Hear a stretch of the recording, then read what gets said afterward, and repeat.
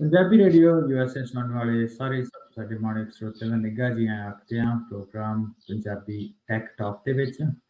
ਤੇ ਸਾਡੇ ਸਰੋਤੇ ਤੇ ਵਿਊਅਰਸ ਨੂੰ ਪਤਾ ਕਿ ਅਸੀਂ ਇਹ ਪ੍ਰੋਗਰਾਮ ਲੈ ਕੇ ਆਉਂਦੇ ਹਾਂ ਟੈਕਨੋਲੋਜੀ ਦੀ ਦੁਨੀਆ ਵਿੱਚ ਕੀ ਚੱਲ ਰਿਹਾ ਉਹਦੇ ਸੰਬੰਧ ਵਿੱਚ ਅਸੀਂ ਗੱਲਬਾਤ ਕਰਦੇ ਹਾਂ। ਤੇ ਹਰ ਵਾਰੀ ਇੱਕ ਨਵਾਂ ਟੌਪਿਕ ਅਸੀਂ ਲੈ ਕੇ ਆਉਂਦੇ ਹਾਂ ਆਪਣੇ ਸਰੋਤਿਆਂ ਦੇ ਨਾਲ ਤੇ ਵਿਊਅਰਸ ਦੇ ਨਾਲ ਸਾਂਝ ਪਾਉਂਦੇ ਹਾਂ। ਤੇ ਇਸ ਵਾਰ ਇੱਕ ਅਸੀਂ ਬੜਾ ਹੀ ਖਾਸ ਟੌਪਿਕ ਲੈ ਕੇ ਆਏ ਹਾਂ ਕਿਉਂਕਿ ਰੋਜ਼ਮਰ੍ਹਾ ਦੀ ਜ਼ਿੰਦਗੀ ਦੇ ਵਿੱਚ ਦੇਖਦੇ ਹਾਂ ਕਿ ਸਾਡੀ ਜ਼ਿੰਦਗੀ ਦੇ ਵਿੱਚ ਸੋਸ਼ਲ ਮੀਡੀਆ ਦਾ ਕਾਫੀ ਰੋਲ ਹੈ ਇੱਕ ਹਿਸਾਬ ਦੇ ਨਾਲ। ਤੇ ਸੋਸ਼ਲ ਮੀਡੀਆ ਦੇ ਉੱਪਰ ਇੱਕ ਐਜ਼ ਅ ਮਾਈਨੋਰਿਟੀ ਕਮਿਊਨਿਟੀ ਸਿੱਖਾਂ ਨੂੰ ਕਹਿ ਲਓ ਜਾਂ ਪੰਜਾਬੀਆਂ ਨੂੰ ਕਹਿ ਲਓ ਇੱਕ ਖਾਸ ਤਰ੍ਹਾਂ ਦੀ ਸਮੱਸਿਆ ਆਉਂਦੀ ਆ। ਉਹ ਇਹ ਹੈ ਕਿ ਜਿਹੜੇ ਸੋਸ਼ਲ ਮੀਡੀਆ ਉੱਪਰ ਫੇਕ ਪ੍ਰੋਫਾਈਲ ਜਾਂ ਜਿਹੜੀ ਡਿਸਇਨਫੋਰਮੇਸ਼ਨ ਜਾਂ ਮਿਸਇਨਫੋਰਮੇਸ਼ਨ ਪੈਸ਼ ਕੀਤੀ ਜਾਂਦੀ ਆ ਇੱਕ ਸੋਸ਼ਲ ਮੀਡੀਆ ਫੇਕ ਪ੍ਰੋਫਾਈਲਸ ਦੇ ਨਾਲ ਉਹਦੇ ਸੰਬੰਧ ਦੇ ਵਿੱਚ ਅਸੀਂ ਗੱਲਬਾਤ ਕਰਨੇ ਹਾਂ। ਤੇ ਸਾਡੇ ਨਾਲ ਅੱਜ ਜੁੜੇ ਨੇ ਅਰਵਿੰਦਰ ਸਿੰਘ ਕੰਗ ਜੀ। ਅਰਵਿੰਦਰ ਸਿੰਘ ਕੰਗ ਉਹਨਾਂ ਦਾ ਕਾਫੀ ਜ਼ਿਆਦਾ ਤਜਰਬਾ ਹੈਗਾ ਟੈਕਨੋਲੋਜੀ ਸੈਕਟਰ ਦੇ ਵਿੱਚ। ਤੇ ਆਪਾਂ ਥੋੜ੍ਹੀ ਜਿਹੀ ਇਹਨਾਂ ਤੋਂ ਬਰੀਫ ਇੰਟਰੋਡਕਸ਼ਨ ਵੀ ਲਵਾਂਗੇ ਇਹਨਾਂ ਦੇ ਸੰਬੰਧ ਦੇ ਵਿੱਚ ਇਹਨਾਂ ਦੇ ਪ੍ਰੋਫਾਈਲ ਦੇ ਸੰਬੰਧੀ ਕਿਉਂਕਿ ਇਸ ਪ੍ਰੋਗਰਾਮ ਦੇ ਵਿੱਚ ਪਹਿਲੀ ਵਾਰ ਰੂਬਰੂ ਹੋ ਰਹੇ ਪੰਜਾਬੀ ਰੇਡੀਓ USA ਦੇ ਵਿੱਚ ਤੇ ਉਹ ਕਾਫੀ ਵਾਰ ਸਾਡੇ ਨਾਲ ਪਹਿਲਾਂ ਵੀ ਰੂਬਰੂ ਹੋਏ ਆ as a subject matter expert. ਪਰ ਇਸ ਸੰਬੰਧ ਦੇ ਵਿੱਚ ਉਹਨਾਂ ਦਾ ਕਾਫੀ ਐਨਾਲਿਸਿਸ ਹੈਗਾ ਕਾਫੀ ਸਟੱਡੀ ਆ। ਸੋ ਅਸੀਂ ਨਿੱਘਾ ਜੀ ਆਏ ਆਖਦੇ ਹਾਂ ਸਰਦਾਰ ਅਰਵਿੰਦਰ ਸਿੰਘ ਜੀ। ਵਾਹਿਗੁਰੂ ਜੀ ਕਾ ਖਾਲਸਾ ਵਾਹਿਗੁਰੂ ਜੀ ਕਾ ਖਾਲਸਾ ਵਾਹਿਗੁਰੂ ਜੀ ਕੀ ਫਤਿਹ। ਹਾਂਜੀ ਸੋ ਮੈਂ ਕਹਿੰਦਾ 1-1.5 ਮਿੰਟ ਦੇ ਵਿੱਚ ਤੁਸੀਂ ਪਲੀਜ਼ ਆਪਣੇ ਬਾਰੇ ਥੋੜੀ ਬਰੀਫ ਜਾਣਕਾਰੀ ਆਪਣੇ ਵਿਊਅਰਸ ਤੇ ਸਰੋਤਿਆਂ ਨਾਲ ਸਾਂਝੀ ਕਰੋ ਫਿਰ ਆਪਾਂ ਅੱਜ ਦੀ ਗੱਲਬਾਤ ਨੂੰ ਕਿਤੇ ਜੀ ਬਹੁਤ ਧੰਨਵਾਦ ਹਰਵਿੰਦਰ। ਮੇਰਾ ਨਾਮ ਹਰਵਿੰਦਰ ਸਿੰਘ ਹੈਗਾ ਤੇ ਮੈਂ ਟੈਕਨੋਲੋਜੀ ਸੈਕਟਰ ਦੇ ਵਿੱਚ ਪਿਛਲੇ 15 ਦੇ ਲਗਭਗ ਸਾਲ ਤੋਂ ਟੈਕਨੋਲੋਜੀ ਸੈਕਟਰ ਦੇ ਵਿੱਚ ਐਕਟਿਵ ਹੈਗਾ। So in different roles including starting ਹੈ ਨਾ ਮੈਂ ਆਪਣੀ ਟੈਕ ਕੰਪਨੀ ਜਿਹੜੀ ਗਵਰਨਮੈਂਟਸ ਦੇ ਲਈ ਸੋਫਟਵੇਅਰ ਬਿਲਡ ਕਰਦੀ ਸੀਗੀ ਉਹ ਸਟਾਰਟ ਕੀਤੀ ਸੀ। That was one of my startups. ਤੇ ਮੇਰੀ ਹੁਣ ਆਪਣੀ ਪਿਪਲ ਐਪਸ ਕਰਕੇ ਇੱਕ ਸੋਫਟਵੇਅਰ ਸਰਵਿਸ ਏਜੰਸੀ ਹੈਗੀ ਆ। ਸੋ ਆਈ ਰਨ ਦੈਟ। ਮੇਰੇ ਨਾਲ ਦੀ ਨਾਲ ਇੰਟਰਸਟ ਜਿਹੜਾ ਹੈਗਾ ਉਹ ਲਿੰਗੁਇਸਟਿਕਸ ਪੰਜਾਬੀ ਲਿੰਗੁਇਸਟਿਕਸ 'ਚ ਮੇਰਾ ਕੰਮ ਹੈਗਾ ਐਂਡ ਪਬਲਿਸ਼ਡ ਵਰਕ ਹੈਗਾ। ਤੇ ਨਾਲ ਦੀ ਨਾਲ ਪੰਜਾਬੀ ਲੈਂਗੁਏਜ ਦੇ ਕੰਟੈਕਸ ਦੇ ਵਿੱਚ ML ਮਸ਼ੀਨ ਲਰਨਿੰਗ ਤੇ AI ਦੇ ਵਿੱਚ those are some of the subjects ਜਿਹੜੇ ਮੇਰੇ ਇੰਟਰਸਟ ਦੇ ਵਿੱਚ ਹੈਗੇ। ਪਰ ਉਹਦੇ ਨਾਲ ਨਾਲ ਜਿਹੜਾ ਕਰੀਅਰ ਸੀਗਾ ਕਿਉਂਕਿ ਜਰਨਲਿਜ਼ਮ ਮੇਰੇ ਸਭ ਤੋਂ ਪਹਿਲੀ ਜੌਬ ਜਿਹੜੀ ਹੈਗੀ ਆ ਜਰਨਲਿਜ਼ਮ ਬ੍ਰਾਂਡਿੰਗ ਇਹਨਾਂ ਦੇ ਦੁਆਲੇ ਰਹੀ ਆ। ਸੋ ਇਹ ਮੇਰੇ ਇੰਟਰਸਟ ਮੈਟਰਸ ਨੇ। ਜਰਨਲਿਜ਼ਮ ਹੋ ਗਿਆ ਤੇ ਜਿਹੜੀ ਸਾਈਕੋਲੋਜੀ ਆਫ ਕਨਵਰਸੇਸ਼ਨ ਹੋ ਗਈ ਜਾਂ ਸਾਈਕੋਲੋਜੀ ਆਫ ਨੈਰੇਟਿਵਸ ਹੋ ਗਿਆ। ਸੋ ਇਹ ਮੇਰਾ ਥੋੜਾ ਜਿਹਾ ਬੈਕਗਰਾਉਂਡ ਹੈਗਾ ਜੀ। ਧੰਨਵਾਦ। ਸੋ ਆਪਾਂ ਫੇਕ ਪ੍ਰੋਫਾਈਲ ਦੀ ਗੱਲ ਕੀਤੀ। ਅੱਜ ਕੱਲ੍ਹ ਫੇਕ ਪ੍ਰੋਫਾਈਲ ਦੀ ਭਰਮਾਰ ਆ। ਤੁਸੀਂ ਫੇਸਬੁੱਕ ਦੇਖ ਲਓ, ਇੰਸਟਾਗ੍ਰਾਮ ਦੇਖ ਲਓ, ਟਵਿੱਟਰ ਦੇ ਉੱਤੇ ਤੇ ਮੈਨੂੰ ਲੱਗਦਾ ਕੁਛ ਜ਼ਿਆਦਾ ਹੀ ਆ। ਸੋ ਆਪਾਂ ਸਭ ਤੋਂ ਪਹਿਲਾਂ ਆਪਣੀ ਮੁੱਢਲੀ ਗੱਲਬਾਤ ਕਰਦੇ ਕਿ ਫੇਕ ਪ੍ਰੋਫਾਈਲ ਹੈ ਕੀ ਉਹਨੂੰ ਕਹਿੰਦੇ ਕਿਹਨੂੰ ਕਿ ਕਿਸੇ ਵੀ ਬੰਦੇ ਕੋਈ ਬੰਦੇ ਦਾ ਨਾਰਮਲ ਪ੍ਰੋਫਾਈਲ ਵੀ ਹੋ ਸਕਦਾ ਤੇ ਉਹਨੂੰ ਕਿੱਦਾਂ ਤੁਸੀਂ ਆਇਡੈਂਟੀਫਾਈ ਕਰਦੇ ਹੋ ਕਿ ਆਹ ਫੇਕ ਪ੍ਰੋਫਾਈਲ ਹੈ ਤੇ ਨਾਰਮਲ ਪ੍ਰੋਫਾਈਲ। ਹਾਂਜੀ, ਜਿਹਨੂੰ ਤੁਸੀਂ ਹਿਸਟੋਰੀਕਲ ਕੰਟੈਕਸਟ 'ਚ ਨਵਾਂ ਫਿਨੋਮੀਨਾ ਨਹੀਂ ਹੈਗਾ, ਸਿਰਫ ਉਹਦੇ ਮਾਡਲਸ ਨਵੇਂ ਬਣੇ ਹੈਗੇ। ਜਿਹਨੂੰ ਪੁਰਾਣੇ ਕੰਟੈਕਸਟ ਦੇ ਵਿੱਚ ਵੇਖਣਾ ਹੋਵੇ ਤਾਂ ਅਸੀਂ ਇੱਕ ਵਰਡ ਆਉਂਦਾ ਹੈਗਾ ਟਰੋਜਨ ਹਾਰਸ ਹੈ ਨਾ। ਜਿਹੜੀ ਇਲੀਅਡ ਦੇ ਨੈਰੇਟਿਵ ਹੈਗੇ ਆ ਉਹਦੇ ਵਿਚਕਾਰ ਟਰੋਜਨ ਹਾਰਸ ਵਾਜ਼ ਮਤਲਬ ਇੱਕ ਵਾਰ ਦੀ ਟੈਕਨੀਕ ਸੀਗੀ ਜਿਹੜਾ ਪ੍ਰਟੈਂਡ ਕਰਦਾ ਗਿਫਟ ਵਜੋਂ ਐਨਮੀ ਲਾਈਨਸ ਦੇ ਅੰਦਰ ਜਾਣ ਦੇ ਲਈ ਯੂਜ਼ ਹੋਇਆ। ਤੇ ਉਹਦੇ ਵਿੱਚ ਲੁਕੇ ਹੋਏ ਜਿਹੜੇ ਇੰਪਰਸਨੇਟਡ ਸੈਨਿਕ ਹੁੰਦੇ ਸੀਗੇ ਉਹ ਅੰਦਰੋਂ ਇੱਕ ਹਿਸਾਬ ਨਾਲ ਅਟੈਕ ਕਰਦੇ ਸੀਗੇ।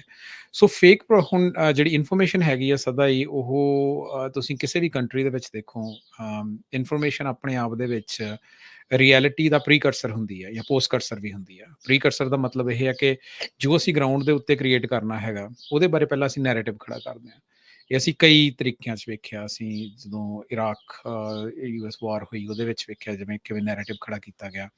ਤੇ ਪੋਸਟ ਐਨਾਲਿਸਿਸ ਕਿ ਹਿਸਟਰੀ ਤੋਂ ਉੱਤੋਂ ਕੋਈ ਲੋਕੀ ਸਿੱਖਦੇ ਕੀ ਆ, ਇਹਦਾ ਜਿਹੜਾ ਨੈਰੇਟਿਵ ਹੈਗਾ ਉਹ ਵੀ ਨੈਰੇਟਿਵ 'ਚੋਂ ਬਹੁਤ ਬਿਲਡ ਹੁੰਦਾ। ਸੋ ਇਹ ਜਿਹੜੀਆਂ ਇਸ ਕਰਕੇ ਜਿਹੜੀ ਨੈਰੇਟਿਵ ਬਿਲਡਿੰਗ ਆ ਉਹ ਆਮ ਤੌਰ 'ਤੇ ਪਹਿਲਾਂ ਕਿਵੇਂ ਹੁੰਦੀ ਸੀਗੀ। ਪਹਿਲਾਂ ਜਿਹੜੇ ਬਰੋਡਕਾਸਟ ਮੀਡੀਅਮ ਸੀਗੇ ਉਹ ਆਮ ਤੌਰ ਦੇ ਉੱਤੇ ਜਿਵੇਂ ਤੁਸੀਂ ਆਪਣੇ ਕਿਸੇ ਵੀ ਕੰਟਰੀ ਦੇ ਵਿੱਚ ਵੇਖ ਲਓ ਉਹ ਗਵਰਨਮੈਂਟ ਕੰਟਰੋਲਡ ਹੁੰਦੇ ਆ। ਔਰ ਉਹਦਾ ਮੇਨ ਰੀਜ਼ਨ ਇਹ ਹੁੰਦਾ ਕਿ ਜਿਹੜਾ ਨੈਰੇਟਿਵ ਹੋਵੇ ਉਹ ਇੱਕ ਹੀ ਪੱਖੀ ਹੋਵੇ। ਸੋਸ਼ਲ ਮੀਡੀਆ ਨੇ ਇੱਕ ਹਿਸਾਬ ਨਾਲ ਉਹਨੂੰ ਡੈਮੋਕਰੇਟਾਈਜ਼ ਕਰਤਾ ਕਿ ਕੋਈ ਵੀ ਕੁਛ ਵੀ ਬੋਲ ਸਕਦਾ। ਪਰ ਕੋਈ ਵੀ ਕੁਛ ਵੀ ਬੋਲ ਸਕਦਾ, ਕੋਈ ਸੁਣ ਕੀ ਰਿਹਾ ਆ, ਇਸ ਗੱਲ ਤੇ ਡਿਪੈਂਡ ਕਰਦਾ ਕਿ ਕਿੱਧਰ ਵੇਟੇਜ ਜ਼ਿਆਦਾ ਵੱਧ ਰਹੀ ਆ। ਸੋ ਜਿਹੜੇ ਨਵੇਂ ਫਾਰਮ ਆਫ ਕਮਿਊਨੀਕੇਸ਼ਨ ਹੋ ਗਏ, ਉਹਨੂੰ ਕੰਟਰੋਲ ਕਰਨ ਦੇ ਜਿਹੜੇ ਟੈਕਨੀਕਸ ਨੇ, ਉਹਦੇ ਵਿੱਚ ਫੇਕ ਪ੍ਰੋਫਾਈਲਸ ਜਿਹੜੀਆਂ ਉਹ ਇੱਕ ਹਿਸਾਬ ਨਾਲ ਤੁਸੀਂ ਆਜ਼ਾਦ ਕਹਿ ਲਓ। ਹੁਣ ਉਹਦੇ ਵਿੱਚ ਜਿਹੜੇ ਐਕਟਰਸ ਨੇ ਪਿੱਛੇ ਉਹਨੂੰ ਪਲੇ ਕਰਦੇ, ਉਹ ਕਈ ਤਰ੍ਹਾਂ ਦੇ ਐਕਟਰਸ ਨੇ। ਐਕਟਰਸ ਦਾ ਮਤਲਬ ਵੀ ਉਹ ਜਿਹੜੇ ਫੇਕ ਪ੍ਰੋਫਾਈਲਸ ਨੂੰ ਬਣਾ ਰਹੇ ਨੇ ਜਾਂ ਓਪਰੇਟ ਕਰ ਰਹੇ ਨੇ, ਹੈ ਨਾ, ਉਹ ਕਈ ਤਰ੍ਹਾਂ ਦੇ ਐਕਟਰਸ ਹੋ ਸਕਦੇ, ਉਹ ਗਵਰਨਮੈਂਟ ਆਰਗੇਨਾਈਜੇਸ਼ਨਸ ਵੀ ਹੋ ਸਕਦੀਆਂ ਨੇ, ਉਹ ਸਪੈਸ਼ਲ ਇੰਟਰਸਟ ਗਰੁੱਪ ਵੀ ਹੋ ਸਕਦੇ ਆ, ਰੋਗ ਐਲੀਮੈਂਟਸ ਵੀ ਹੋ ਸਕਦੇ ਆ, ਇੱਕ ਪਾਰਟਿਕੂਲਰ ਥਾਟ ਪ੍ਰੋਸੈਸ ਜਿਹੜੀ ਇੰਪਲੀਮੈਂਟ ਕਰਨੀ ਆ ਲੋਕਾਂ ਦੇ ਵਿੱਚ, ਕਾਪੀ ਹੋ ਸਕਦੇ ਆ। ਸੋ ਉਹਦੇ ਦੁਆਲੇ impersonation, for example, basically fake profile ਕੀ ਹੋਇਆ, ਕੋਈ ਵੀ ਇੱਕ ਇੰਡੀਵਿਜੂਅਲ ਹੋਵੇ, ਉਹਨੇ ਮਲਟੀਪਲ ਪ੍ਰੋਫਾਈਲਸ ਕ੍ਰੀਏਟ ਕੀਤੀਆਂ ਹੋਣ ਡਿਪੈਂਡਿੰਗ ਔਨ ਵੱਖਰੇ ਵੱਖਰੇ ਪਰਸੋਨਾਸ, ਤੇ ਉਹਦੇ ਨਾਲ ਉਹ ਵੱਖਰੇ ਵੱਖਰੇ ਨੈਰੇਟਿਵ ਜਿਹੜੇ ਹੈਗੇ ਆ ਉਹ ਲੋਕਾਂ ਦੇ ਵਿੱਚ ਸੀਡ ਕਰ ਰਿਹਾ ਹੋਵੇ। ਹਾਂਜੀ, ਸੋ ਕਹਿੰਦੇ ਨਾ ਕਿ ਜੇ ਕੋਈ ਜੰਗ ਜਿੱਤੀ ਜਾਂਦੀ ਆ ਤੇ ਉਹ ਸਾਰਿਆਂ ਤੋਂ ਪਹਿਲਾਂ ਮਨ ਦੇ ਵਿੱਚ, ਦਿਮਾਗਾਂ ਦੇ ਵਿੱਚ ਲੜੀ ਜਾਂਦੀ ਆ। ਪਿੱਛੇ ਜੇ ਰਾਜਨਾਥ ਸਿੰਘ ਹੋਣਾ ਦਾ ਜਿਹੜੇ ਉਸ ਟਾਈਮ ਤੇ ਉੱਤੇ ਇੰਡੀਆ ਦੇ ਡਿਫੈਂਸ ਮਿਨਿਸਟਰੀ ਸ਼ਾਇਦ ਹੁਣ ਵੀ ਹੈ, ਤੇ ਉਹ ਗੱਲਬਾਤ ਕਰ ਰਹੇ ਸੀ ਕਿ ਜਿਹੜੀ ਆਉਣ ਵਾਲੇ ਸਮੇਂ ਦੇ ਵਿੱਚ ਜਿਹੜੀ ਵਾਰ ਹੁੰਦੀ ਆ ਉਹ ਨੈਰੇਟਿਵ ਦੀ ਵਾਰ ਹੁੰਦੀ ਹੈ। ਤੇ ਨੈਰੇਟਿਵ ਦੀ ਵਾਰ ਦੇ ਵਿੱਚ ਜਿਹੜੀ ਜੰਗ ਆ ਪਹਿਲਾਂ ਮਨ ਵਿੱਚ ਜਿੱਤੀ ਜਾਂਦੀ ਆ ਤੇ ਫਿਰ ਜ਼ਮੀਨ ਦੇ ਉੱਤੇ ਜਿੱਤੀ ਜਾਂਦੀ ਹੈ ਨਾ। ਤੇ ਉਹ ਜਿਹੜੀ ਤੁਸੀਂ ਗੱਲ ਕਹੀ ਆ ਉਹਨੂੰ ਥੋੜਾ ਜਿਹਾ ਤੇ ਆਪਾਂ ਸਿੱਖ ਕੰਟੈਕਸਟ ਦੇ ਵਿੱਚ ਦੇਖਦੇ ਹਾਂ। ਆਪਾਂ ਕੁਛ ਐਗਜ਼ਾਮਪਲਸ ਲੈ ਲਈਏ ਹੈ ਨਾ, ਉਹਦੇ ਨਾਲ ਗੱਲ ਸ਼ਾਇਦ ਥੋੜੀ ਛੇਤੀ ਸਮਝ ਆ ਜਾਵੇ। ਤੁਸੀਂ ਕੁਛ ਐਗਜ਼ਾਮਪਲ ਦੇ ਸਕਦੇ ਫੇਕ ਪ੍ਰੋਫਾਈਲ ਦੀ ਜਿਨ੍ਹਾਂ ਨੇ ਤੁਸੀਂ ਨੈਰੇਟਿਵ ਦੇ ਇਨਫਲੂਐਂਸ ਦੀ ਗੱਲ ਕੀਤੀ ਹੈ, ਉਹਨੂੰ ਆਪਣੀ ਰੀਸੈਂਟਲੀ ਇਨਫਲੂਐਂਸ ਕੀਤਾ ਹੋਵੇ? ਹਾਂਜੀ, ਦੋ ਐਗਜ਼ਾਮਪਲ ਬੜੇ ਐਪਰੈਂਟ ਹੋਣਗੇ। ਇੱਕ ਤਾਂ ਜੇ ਤੁਸੀਂ 1970 75 78 ਦੇ ਆਸ-ਪਾਸ ਦੀਆਂ ਅਖਬਾਰਾਂ ਵੇਖੋ ਤੇ ਉਹਦੇ ਦੁਆਲੇ ਸਿੱਖ ਨੈਰੇਟਿਵ ਦੇਖੋ, ਤੇ ਉਹਦੇ ਵਿੱਚ ਹਰੇਕ ਵਰਡ ਦੇ ਮਗਰ ਹਾਰਡ ਲਾਈਨਰ, ਸੈਪਰੇਟਿਸਟ, ਇੱਦਾਂ ਦੇ ਵਰਡ ਜਿਹੜੇ ਸੀ ਉਹ ਸਿੱਖਾਂ ਦੁਆਲੇ ਯੂਜ਼ ਹੋਣੇ ਸ਼ੁਰੂ ਹੋ ਗਏ ਸੀਗੇ। ਸੋ ਜਦੋਂ ਅਸੀਂ ਇਸ ਗੱਲ ਨੂੰ ਵੇਖਦੇ ਹਾਂ ਕਿ ਜਦੋਂ 1984 ਹੋਇਆ, ਉਸ ਤੋਂ ਬਾਅਦ ਜਿਹੜੀ ਇੱਕ ਹਿਸਾਬ ਨਾਲ ਉਹ ਕਹਿੰਦੇ ਸਭ ਤੋਂ ਵੱਡਾ ਮੈਂਡੇਟ ਹੈ ਨਾ, ਪ੍ਰਾਈਮ ਮਿਨਿਸਟਰ ਮੋਦੀ ਜਿਹੜੇ ਸੀਗੇ, ਉਸ ਤੋਂ ਬਾਅਦ ਉਦੋਂ ਦਾ ਮੈਂਡੇਟ ਜਿਹੜਾ ਰਾਜੀਵ ਗਾਂਧੀ ਨੂੰ ਮਿਲਿਆ ਉਹ ਸ਼ਾਇਦ PM ਮੋਦੀ ਵੇਲੇ ਹੀ ਟੁੱਟਿਆ ਸੀਗਾ।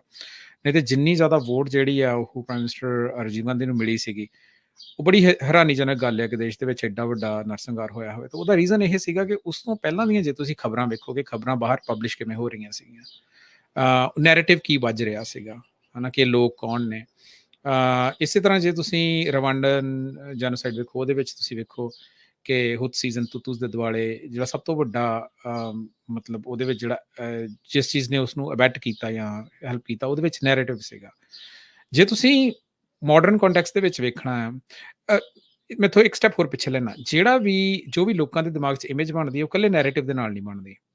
ਉਹ ਲੋਕਾਂ ਦੀ ਜੋ ਲੋਕਾਂ ਦਾ ਐਕਸਪੀਰੀਅੰਸ ਹੁੰਦਾ, ਉਹ ਕਹਿੰਦੇ ਆ ਕਿ person is a prisoner of their own experiences. ਜਿਹੜਾ ਲੋਕਾਂ ਦਾ ਐਕਸਪੀਰੀਅੰਸ ਹੁੰਦਾ ਆ ਉਹਦੇ ਨਾਲ ਬਹੁਤ ਵੱਡਾ ਇੰਪੈਕਟ ਪੈਂਦਾ, ਪਰ ਕੰਸਿਸਟੈਂਟਲੀ ਉਹਨੂੰ ਵੀ ਭੰਨਣ ਦੇ ਲਈ ਨੈਰੇਟਿਵ ਆਮ ਤੌਰ ਤੇ ਯੂਜ਼ ਹੁੰਦਾ। ਜਿਹੜਾ ਮੈਂ ਇਸ ਗੱਲ ਨੂੰ ਕਹਿੰਦਾ ਕਿ ਜਿਹੜਾ ਕਿਸਾਨੀ ਮੋਰਚਾ ਸੀਗਾ, ਉਹ ਸਿੱਖ ਸੰਘਰਸ਼ ਨਹੀਂ ਸੀਗਾ, ਉਹ ਕਿਸਾਨਾਂ ਦੀ ਇੱਕ ਐਜੀਟੇਸ਼ਨ ਸੀ ਜਿਹਦੇ ਵਿੱਚ ਸਿੱਖ ਪ੍ਰੈਜ਼ੈਂਟ ਸੀਗਾ। ਪਰ ਉਹਦੇ ਵਿੱਚ ਜਦੋਂ ਸਿੱਖ ਪ੍ਰੈਜ਼ੈਂਟ ਸੀਗੇ ਤੇ ਸਿੱਖਾਂ ਦਾ ਜਿਹੜਾ ਬਾਹਰ, ਜਦੋਂ ਤੁਸੀਂ ਨੈਰੇਟਿਵ ਵੇਖੋ ਇੰਡੀਆ ਤੋਂ ਬਾਹਰ, ਕਿਉਂਕਿ ਮੈਂ ਬਹੁਤ ਟਰੈਵਲ ਪੰਜਾਬ ਤੋਂ ਬਾਅਦ ਇੰਡੀਆ ਦੇ ਵਿੱਚ ਮੈਂ ਬਹੁਤ ਟਰੈਵਲ ਕੀਤਾ ਹੋਇਆ, ਉਹਦੇ ਵਿੱਚ ਜਿਹੜਾ ਦਾ ਸਿੱਖਾਂ ਦਾ ਨੈਰੇਟਿਵ ਉਹ ਬਿਲਕੁਲ ਡਿਫਰੈਂਟ ਤਰ੍ਹਾਂ ਦਾ। ਲਾਈਟ ਹਾਰਟਡ ਲੋਕ, ਸ਼ਰਾਬ ਪੀਣ ਲੋਕ, ਐਂਡ ਬਾਲੀਵੁੱਡ ਕੰਸਿਸਟੈਂਟਲੀ ਇਸ ਚੀਜ਼ ਨੂੰ ਸੀਡ ਕਰਦਾ ਰਿਹਾ ਹੈ। ਪਰ ਜਦੋਂ ਮੋਰਚਾ ਲੱਗਾ ਤੇ ਜਿਹੜਾ ਸਿੱਖਾਂ ਦਾ ਪੰਜਾਬ ਦਾ ਜਿਹੜਾ ਐਕਸਪੀਰੀਅੰਸ ਸੀਗਾ, ਜਿਹੜਾ ਲੋਕਾਂ ਨੇ ਔਨ ਗਰਾਊਂਡ ਕੀਤਾ, ਉਹ ਇਹ ਸੀਗਾ ਕਿ ਦਾਨੇ ਲੋਕ ਨੇ, ਉੱਥੇ ਵਿਮਨ ਸਿਕਿਉਰਿਟੀ ਪੂਰੀ ਬਾਰਡਰ ਦੇ ਉੱਤੇ ਹੈਗੀ ਸੀਗੀ, ਇਹ ਲੋਕ ਪੈਸ਼ਨੇਟ ਨੇ ਇੰਪੈਕਟ ਦੇ ਦੁਆਲੇ। ਸੋ ਤੇ ਗਵਰਨੈਂਸ ਜਿਹੜੀ ਆ ਉੱਥੇ, ਰੈਗ ਪਿਕਰਸ ਜਿਹੜੇ ਸੀਗੇ ਉਹਨਾਂ ਦੇ ਬੱਚੇ ਪੜ੍ਹਾਏ ਜਾਣ ਲੱਗੇ, ਕੋਈ ਜਿਹੜਾ ਮਰਜ਼ੀ ਆ ਕੇ ਉੱਥੇ ਰੋਟੀ ਖਾ ਸਕਦਾ ਸੀ, ਸਿਕਿਉਰਿਟੀ ਪ੍ਰੋਵਾਈਡ ਸੀਗੀ। ਸੋ ਬੜਾ ਡਿਫਰੈਂਟ ਫਾਰਮ ਆਫ ਗਵਰਨੈਂਸ ਜਿਹੜਾ ਸੀ ਉਹ ਲੋਕਾਂ ਨੇ ਐਕਸਪੀਰੀਅੰਸ ਕੀਤਾ। ਹੁਣ ਤੁਸੀਂ ਉਸ ਤੋਂ ਬਾਅਦ ਦਾ ਜੇ ਨੈਰੇਟਿਵ ਵੇਖੋ, ਇੱਕੋ ਦਮ ਇਮੀਡੀਏਟ ਬਾਅਦ, ਤਾਂ ਉਹ ਦੋ ਤਰ੍ਹਾਂ ਦੀ ਰਾਈਜ਼ ਹੋਈ ਕਨਵਰਸੇਸ਼ਨ ਦੇ ਵਿੱਚ। ਇੱਕ ਤਾਂ ਬਹੁਤ ਜ਼ਿਆਦਾ ਐਕਸਟ੍ਰੀਮ, ਜਿਹਨੂੰ ਤੁਸੀਂ ਕਹਿ ਸਕਦੇ ਹੋ right and left conversations rise ਹੋਈਆਂ, ਜਿਨ੍ਹਾਂ ਵਿੱਚੋਂ ਇੱਕ ਸੀਗਾ ਜਿਹਨੂੰ ਤੁਸੀਂ ਕਹਿ ਸਕਦੇ ਹੋ ਕਿ ਹੈ ਨਾ, ਆਪਣੇ ਰਾਜ ਦੀ ਜਿਹੜੀ ਸਿੱਖਾਂ ਦੇ ਵਿੱਚ ਜਿਹੜੀ ਸੋਵਰੈਨਿਟੀ ਦੀ ਗੱਲ ਹੈ, ਉਹ ਸਦਾ ਉਹ ਐਜ਼ ਅ ਸੋਵਰਨ ਪੀਪਲ, ਉਹ ਤਾਂ ਅਰਦਾਸ ਦੇ ਵਿੱਚ ਸ਼ਾਮਲ ਹੈ। ਪਰ ਉਹ, ਹਾਂਜੀ, ਉਹ ਤਾਂ ਰਹੀ ਵੀ ਹੈ ਨਾ, ਉਹ ਰਹੇਗੀ, ਹੈ ਨਾ। ਪਰ ਉਹਨੂੰ ਜਿਸ ਹਿਸਾਬ ਨਾਲ ਰੰਗ ਤੇ ਕਿਤੇ ਬਾਕੀਆਂ ਦੇ ਉੱਤੇ ਜਿਵੇਂ ਅਟੈਕ ਕੀਤਾ ਗਿਆ, ਜਿਨ੍ਹਾਂ ਨੂੰ ਤੁਸੀਂ ਕਹਿ ਸਕਦੇ ਹੋ ਕਿ friends within other communities ਸੀਗੇ ਹਨਾ, ਜਿਵੇਂ ਇਹ ਕਿਹਾ ਗਿਆ ਪੰਜਾਬ ਦੀ ਸਾਰੀ ਪ੍ਰੋਬਲਮ ਦਾ ਜੜ ਜਿਹੜੇ ਨੇ ਉਹ ਕਾਮਰੇਡਸ ਨੇ ਜਾਂ ਦੂਸਰੀਆਂ ਆਰਗੇਨਾਈਜੇਸ਼ਨ ਦੂਜੇ ਧਰਮ ਨੇ, ਉਹ ਸਾਰਾ ਨੈਰੇਟਿਵ ਮੋਰਚੇ ਦੇ ਵਿਚਲਾ ਜਿਹੜਾ ਐਕਸਪੀਰੀਅੰਸ ਦਾ ਨੈਰੇਟਿਵ ਸੀਗਾ ਉਹਨੂੰ ਭੰਨਣ ਦਾ ਇੱਕ ਨੈਰੇਟਿਵ ਸੀਗਾ। ਹੁਣ ਕੁਐਸਚਨ ਇਹ ਉੱਠਦਾ ਕਿ ਉਸ ਨੈਰੇਟਿਵ ਨੂੰ ਚਲਾਉਣ ਵਾਲੇ ਕੌਣ ਸਨ।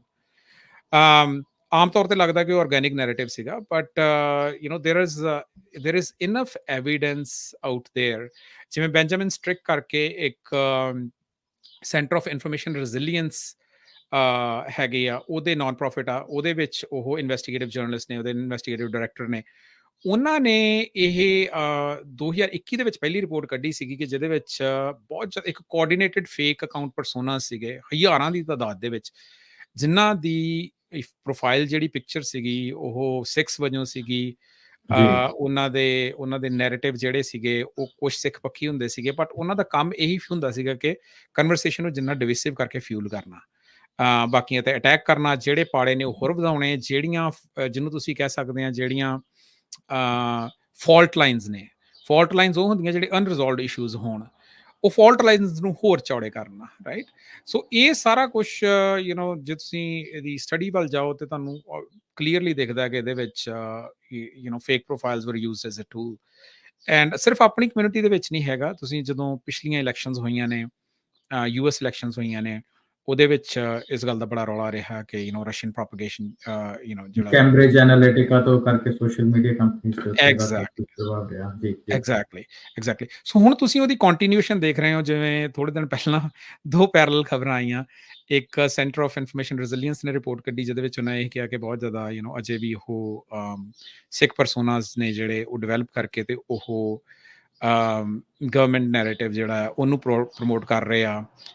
ਖਾਲਿਸਤਾਨੀ ਸਿੱਖ ਡਿਵਾਈਡ ਜਿਹੜਾ ਆ ਉਹਨਾਂ ਨੂੰ ਸੈਪਰੇਟ ਕਰਨ ਦੀ ਕੋਸ਼ਿਸ਼ ਕਰ ਰਹੇ ਆ, ਜਦਕਿ one is a political ambition of certain parts of the Sikh society, others may not have that ambition. ਦੂਸਰਾ, ਪਰ ਨਾਲ ਦੀ ਨਾਲ ਹੀ ਸੇਮ ਟਾਈਮ ਦੇ ਉੱਤੇ ਜਿਹੜੀਆਂ ET ਐਂਡ ਹੋਰ ਦੇ ਵਿੱਚ ਨਿਊਜ਼ ਲੱਗੀਆਂ ਕਿ ਚਾਈਨਾ ਬੇਸਡ ਅਕਾਊਂਟਸ ਨੇ ਜਿਹੜੇ, so there are lot of players in this game, and ਸਾਰਿਆਂ ਦੇ ਆਪੋ ਆਪਣੇ ਏਜੰਡੇ ਨੇ। ਸੋ ਇੱਕ ਤਰੀਕਾ ਅਰਵਿੰਦਰ ਸਿੰਘ ਇਹ ਹੁੰਦਾ ਕਿ ਆਪਾਂ ਨੂੰ, ਕਿਉਂਕਿ ਇਸ ਗੱਲ ਬਾਰੇ ਕੈਂਬਰਿਜ ਐਨਾਲਿਟਿਕਾ ਹੋ ਗਏ ਜਾਂ ਸੋਸ਼ਲ ਮੀਡੀਆ ਦੇ ਪ੍ਰਭਾਵ ਦੇ ਵਿੱਚ ਅਸੀਂ ਇਸ ਚੀਜ਼ ਨੂੰ ਕੁਝ ਕਵਰ ਕੀਤਾ ਇਸ ਹੱਦ ਨੂੰ, ਸੋ ਉਹਦੇ ਵਿੱਚ ਇਹ ਚੀਜ਼ ਹੁੰਦੀ ਹੈ ਕਿ ਆਮ ਬੰਦੇ ਕੋਲ ਇੰਨੀ ਸਮਰੱਥਾ ਨਹੀਂ ਹੁੰਦੀ ਚੀਜ਼ਾਂ ਨੂੰ ਸਮਝਣ ਦੀ, ਜਿਹੜੀ ਕਿ ਆਪਾਂ ਇਸ ਟਾਕ ਸ਼ੋਅ ਦੇ ਦੁਆਰਾ ਵੀ ਕੋਸ਼ਿਸ਼ ਕਰ ਰਹੇ ਹਾਂ ਕਿ ਸਮਝ ਆ ਜਾਏ ਸਾਰਿਆਂ ਨੂੰ। ਤੁਹਾਡੇ ਵਰਗੇ ਸਬਜੈਕਟ ਮੈਟਰ ਐਕਸਪਰਟ ਅਸੀਂ ਇਸੇ ਲਈ ਲੈ ਕੇ ਆਉਂਦੇ ਜਾਂ ਗੱਲਬਾਤ ਕਰਨ ਦੀ ਕੋਸ਼ਿਸ਼ ਕਰਦੇ ਹਾਂ। ਪਰ ਜਿਹੜੀ ਤੁਸੀਂ ਗੱਲ ਕੀਤੀ ਕਿ ਚਾਈਨਾ ਬੇਸਡ ਜਾਂ ਪਾਕਿਸਤਾਨ ਬੇਸਡ ਜਾਂ ਕੈਨੇਡਾ ਬੇਸਡ ਇੱਦਾਂ ਦੀ ਗੱਲਾਂ ਅਖਬਾਰਾਂ ਦੇ ਵਿੱਚ ਜਾਂ ਲੋਕਲ ਨਿਊਜ਼ਪੇਪਰ ਡਿਸਕੋਰਸ ਦਾ ਹਿੱਸਾ ਬਣਦੀ ਆ, ਉਹ ਹੁੰਦਾ ਕਿ ਜੇ ਕੋਈ ਚੀਜ਼ ਨੂੰ ਸਮਝਣ ਨੂੰ ਪਏ ਤਾਂ ਉਹਨੂੰ ਇੰਨਾ ਕੁ ਗੰਦਲਾ ਕਰ ਦਿਓ ਕਿ ਆਮ ਬੰਦੇ ਦੀ ਸਮਝ ਤੋਂ ਗੱਲ ਬਾਹਰ ਹੋ ਜਾਏ। ਸੋ ਇਹਨੂੰ ਡਿਸਇਨਫੋਰਮੇਸ਼ਨ ਦਾ ਵੀ ਨਾਂ ਜਿਹੜਾ ਉਹ ਦਿੱਤਾ ਜਾਂਦਾ। ਆਪਾਂ ਕੁਛ ਗੱਲਬਾਤ ਤੁਸੀਂ ਉੱਥੇ ਆਉਂਦੇ ਆਪਣੀ ਗੱਲਬਾਤ ਦੇ ਉੱਤੇ ਕਿ ਜਿਹੜੇ ਫੇਕ ਪ੍ਰੋਫਾਈਲਸ ਆ ਉਹਦੀ ਆਪਾਂ ਐਗਜ਼ਾਮਪਲ ਕੋਈ ਸਪੈਸੀਫਿਕ ਲੈ ਸਕੀਏ ਤਾਂ ਕਿ ਆਪਣੇ ਸਰੋਤਿਆਂ ਨੂੰ ਗੱਲ ਸਮਝ ਆ ਜਾਏ, ਜਿਨ੍ਹਾਂ ਨੇ ਨੈਰੇਟਿਵ ਨੂੰ ਚੇਂਜ ਕਰਨ ਦੀ ਜਾਂ ਪਾਸੇ ਲਿਜਾਣ ਦੀ ਕੋਸ਼ਿਸ਼ ਕੀਤੀ। ਜੇ ਕੁਝ ਸਪੈਸੀਫਿਕ ਨਾਮ ਹੋਣ ਜਾਂ ਪ੍ਰੋਫਾਈਲ ਬਾਰੇ ਤੁਸੀਂ ਜਾਣਕਾਰੀ ਦੇਣੀ ਚਾਹੋ, ਜੇ ਨਹੀਂ ਵੀ ਆ ਤੇ ਤਾਂ ਵੀ ਆਪਾਂ ਆਪਣੀ ਅਗਲੀ ਗੱਲਬਾਤ ਉੱਤੇ। ਹਾਂਜੀ, there are a number of profile handles out there, ਜਿਨ੍ਹਾਂ ਦਾ there is ਇੱਕ ਪ੍ਰੋਫਾਈਲ ਹੈਗੀ ਆ, ਆਈ ਥਿੰਕ ਉਦੋਂ ਮੈਂ ਹੁਣੇ 2 ਦਿਨ ਪਹਿਲਾਂ ਹੀ ਦੇਖ ਕੇ ਹਟਿਆ ਸੀ, ਖਾਲਸਾ ਪੰਥ ਗਾਜੇ ਕਰਕੇ ਪ੍ਰੋਫਾਈਲ ਦਾ ਨਾਮ ਆ। it's a very pro right wing Hindutva but ਉਹ ਕਿਵੇਂ ਕਿਸ ਹਿਸਾਬ ਨਾਲ ਕਰਦੇ ਆ, ਉਹ ਜਿਹੜਾ ਵਾਰੀਅਰ ਐਸਪੈਕਟ ਆ ਉਹਦਾ, ਕਸ਼ਤਰੀਆ ਐਸਪੈਕਟ ਉਹ ਪਿਕ ਕੀਤਾ ਤੇ ਉਹਨੂੰ ਉਧਰ ਹੀ ਸਪਿਨ ਕਰ ਲਿਆ, right. So there R number of other profiles. ਮੈਂ ਆਪਣੇ ਥੋੜੇ ਦਿਨ ਪਹਿਲਾਂ ਟਵੀਟ ਕੀਤਾ ਸੀ, 2 ਮਹੀਨੇ ਪਹਿਲਾਂ ਟਵੀਟ ਕੀਤਾ ਸੀਗਾ। I watched a number of profiles ਜਿਹੜੀਆਂ ਸਿੱਖ ਹਿਸਟਰੀ ਦੇ ਬਾਰੇ, they have built a lot of following Sikh history. ਉਹ ਕਿੱਦਾਂ ਬਿਲਡ ਕਰਨ ਦੀਆਂ ਨੇ, ਉਹ ਕੀ ਕਰਨਗੀਆਂ, they'll pick up information from Sikh history. ਉਹਦੇ 'ਚੋਂ ਕੁਛ ਇੱਕ ਟਰੁੱਥ ਹੋਊਗੀ, ਲੈਟਸ ਸੇ 60% ਟਰੁੱਥ ਹੋਈ ਜਾਂ 40% ਟਰੁੱਥ ਹੋਈ, ਪਰ ਨਾਲ ਦੀ ਨਾਲ ਉਹ ਸਪਿਨ ਕਰਨ ਲੱਗ ਪੈਣੀਆਂ ਉਸ ਚੀਜ਼ ਨੂੰ, so they built a profile following things from Sikh history, ਉਹਦੀਆਂ ਇਮੇਜਸ ਕੱਢ ਕੇ ਲਿਆਂਦੀਆਂ ਉਹਦੇ, ਜਿਹਦੇ ਵਿੱਚ ਲੋਕਾਂ ਨੂੰ ਲੱਗੇ ਕਿ ਵੈਲਿਊਏਬਲ ਆ, ਐਂਡ ਦੇ ਸਟਾਰਟ ਫੋਲੋਇੰਗ ਇਟ, ਬਟ ਹੌਲੀ ਹੌਲੀ ਉਹਨਾਂ ਨੇ ਕੀ ਕਰਨਾ ਹੁੰਦਾ ਕਿ ਉਹਨਾਂ ਨੇ ਇੰਜੈਕਟ ਕਰਨਾ ਸ਼ੁਰੂ ਕਰ ਦੇਣਾ ਹੁੰਦਾ ਪ੍ਰੋਪੇਗੈਂਡਾ, ਰਾਈਟ। ਸੋ ਜਨਤਾ ਨੂੰ ਓਵਰ ਦਾ ਟਾਈਮ ਇਹ ਲੱਗਦਾ ਕਿ ਯਾਰ ਅਸੀਂ ਤਾਂ ਰਾਈਟ ਲੋਕਾਂ ਨੂੰ ਹੀ ਫੋਲੋ ਕਰ ਰਹੇ ਹਾਂ, ਜਿਹੜੀ ਸਾਡੀ ਇਨਫੋਰਮੇਸ਼ਨ ਆ ਰਹੀ ਆ ਉਹ ਬੜੀ ਕਰੈਕਟ ਆ ਰਹੀ ਹੈ। ਦੂਸਰੀ ਚੀਜ਼ ਇਹ ਹੈ ਕਿ ਹਿਊਮਨਸ ਜਿਹੜੇ ਨੇ, ਆਈ ਥਿੰਕ ਜੇ ਤੁਸੀਂ ਸਾਈਕੋਲੋਜੀ ਦੇ ਵਿੱਚ ਆਈਡੀਆ ਇੱਕ ਹੈਗਾ ਆਫ ਦ ਇਰੈਸ਼ਨਲ ਮੈਨ, ਹੈ ਨਾ, ਕਿ ਇੱਕ ਦ ਨਜ ਕਰਕੇ ਇੱਕ ਬੁੱਕ ਹੈਗੀ ਆ, ਮਨ ਆਫ ਦ ਜਿਹੜੇ ਉਹਦੇ ਕੋ ਰਾਈਟਰ ਸੀਗੇ, ਉਹਨਾਂ ਨੂੰ he won, I think he won a Nobel prize with bringing the idea of the irrational man. ਬਈ ਉਹ ਤੋਂ ਪਹਿਲਾਂ ਬਿਲੀਵ ਹੁੰਦਾ ਸੀਗਾ ਕਿ ਹਿਊਮਨਸ ਕੋਲੇ ਜੇ ਸਾਰੀ ਇਨਫੋਰਮੇਸ਼ਨ ਹੋਏ ਤਾਂ ਆਪਣੇ ਤਰੀਕੇ ਨਾਲ ਐਕਟ ਕਰਨਗੇ, ਸਹੀ ਐਕਟ ਕਰਨਗੇ। ਪਰ ਹੁਣ ਇਹ ਇਸ ਗੱਲ ਦੇ ਬਾਰੇ everybody started believing, ਮਤਲਬ ਇਸ ਚੀਜ਼ ਨੂੰ ਐਜ਼ ਮਾਡਲ ਵਰਤਿਆ ਜਾਂਦਾ ਕਿ ਹਿਊਮਨਸ ਕੈਨ ਬੀ ਨੱਜਡ, ਹੈ ਨਾ, ਉਹਨਾਂ ਨੂੰ ਕਿਸੇ ਨਾ ਕਿਸੇ ਪਾਸੇ ਨੂੰ ਨੱਜ ਕੀਤਾ ਜਾ ਸਕਦਾ। ਇੱਕ ਤੁਹਾਨੂੰ ਛੋਟੀ ਜਿਹੀ ਐਗਜ਼ਾਮਪਲ ਦਿੰਦਾ, ਜਦੋਂ ਓਬਾਮਾ ਮੈਕੇਨ ਪਹਿਲੀ ਜਿਹੜੀ ਇਲੈਕਸ਼ਨ ਹੋਈ ਸੀਗੀ, ਇਹਦੇ ਵਿੱਚ ਇੱਕ ਨੱਜ ਯੂਨਿਟ ਸੀਗਾ, ਹੈ ਨਾ, ਜਿਹਦੇ ਵਿੱਚ ਬਿਹੇਵੀਅਰਲ ਇਕਨੋਮਿਕਸ ਦੇ ਆਈਡੀਆਜ਼ ਜਿਹੜੇ ਸੀ ਵਿੱਚ ਲਿਆਂਦੇ ਗਏ ਸੀ, ਜਿਹਦੇ ਵਿੱਚ ਸਭ ਤੋਂ ਪਹਿਲਾਂ ਇਹ ਗੱਲ ਨੂੰ ਧਮਾਉਣਾ ਸ਼ੁਰੂ ਕਰ ਦਿੱਤਾ ਗਿਆ ਕਿ ਇਹ ਇਲੈਕਸ਼ਨ ਉਹ ਹੋਊਗੀ ਜਿਸ 'ਚ largest number of young people vote ਕਰਨਗੇ। ਠੀਕ ਹੈ ਜੀ, ਉਹਦਾ ਕੋਈ ਫਿਊਚਰ ਦਾ ਕੋਈ ਡੇਟਾ ਤਾਂ ਹੁੰਦਾ ਨਹੀਂ, ਫਿਊਚਰ ਦਾ ਕੋਈ ਗਰਾਊਂਡ ਟਰੂਥ ਤੁਹਾਨੂੰ ਪਤਾ ਨਹੀਂ ਹੁੰਦਾ, ਪਰ ਇਹ ਗੱਲ ਕਹਿਣੀ ਸ਼ੁਰੂ ਕਰਤੀ ਵੀ ਇਹ ਉਹ ਇਲੈਕਸ਼ਨ ਹੋਣੀ ਜਿਸ 'ਚ largest number of young people ਨੇ ਵੋਟ ਕਰਨਾ। ਹੁਣ ਜਦੋਂ ਯੰਗ ਹੁੰਦੇ ਆ ਲੋਕੀ, ਹੈ ਨਾ, ਤਾਂ ਉਹ relatively they are less conservative, they are more liberal, ਹੈ ਨਾ।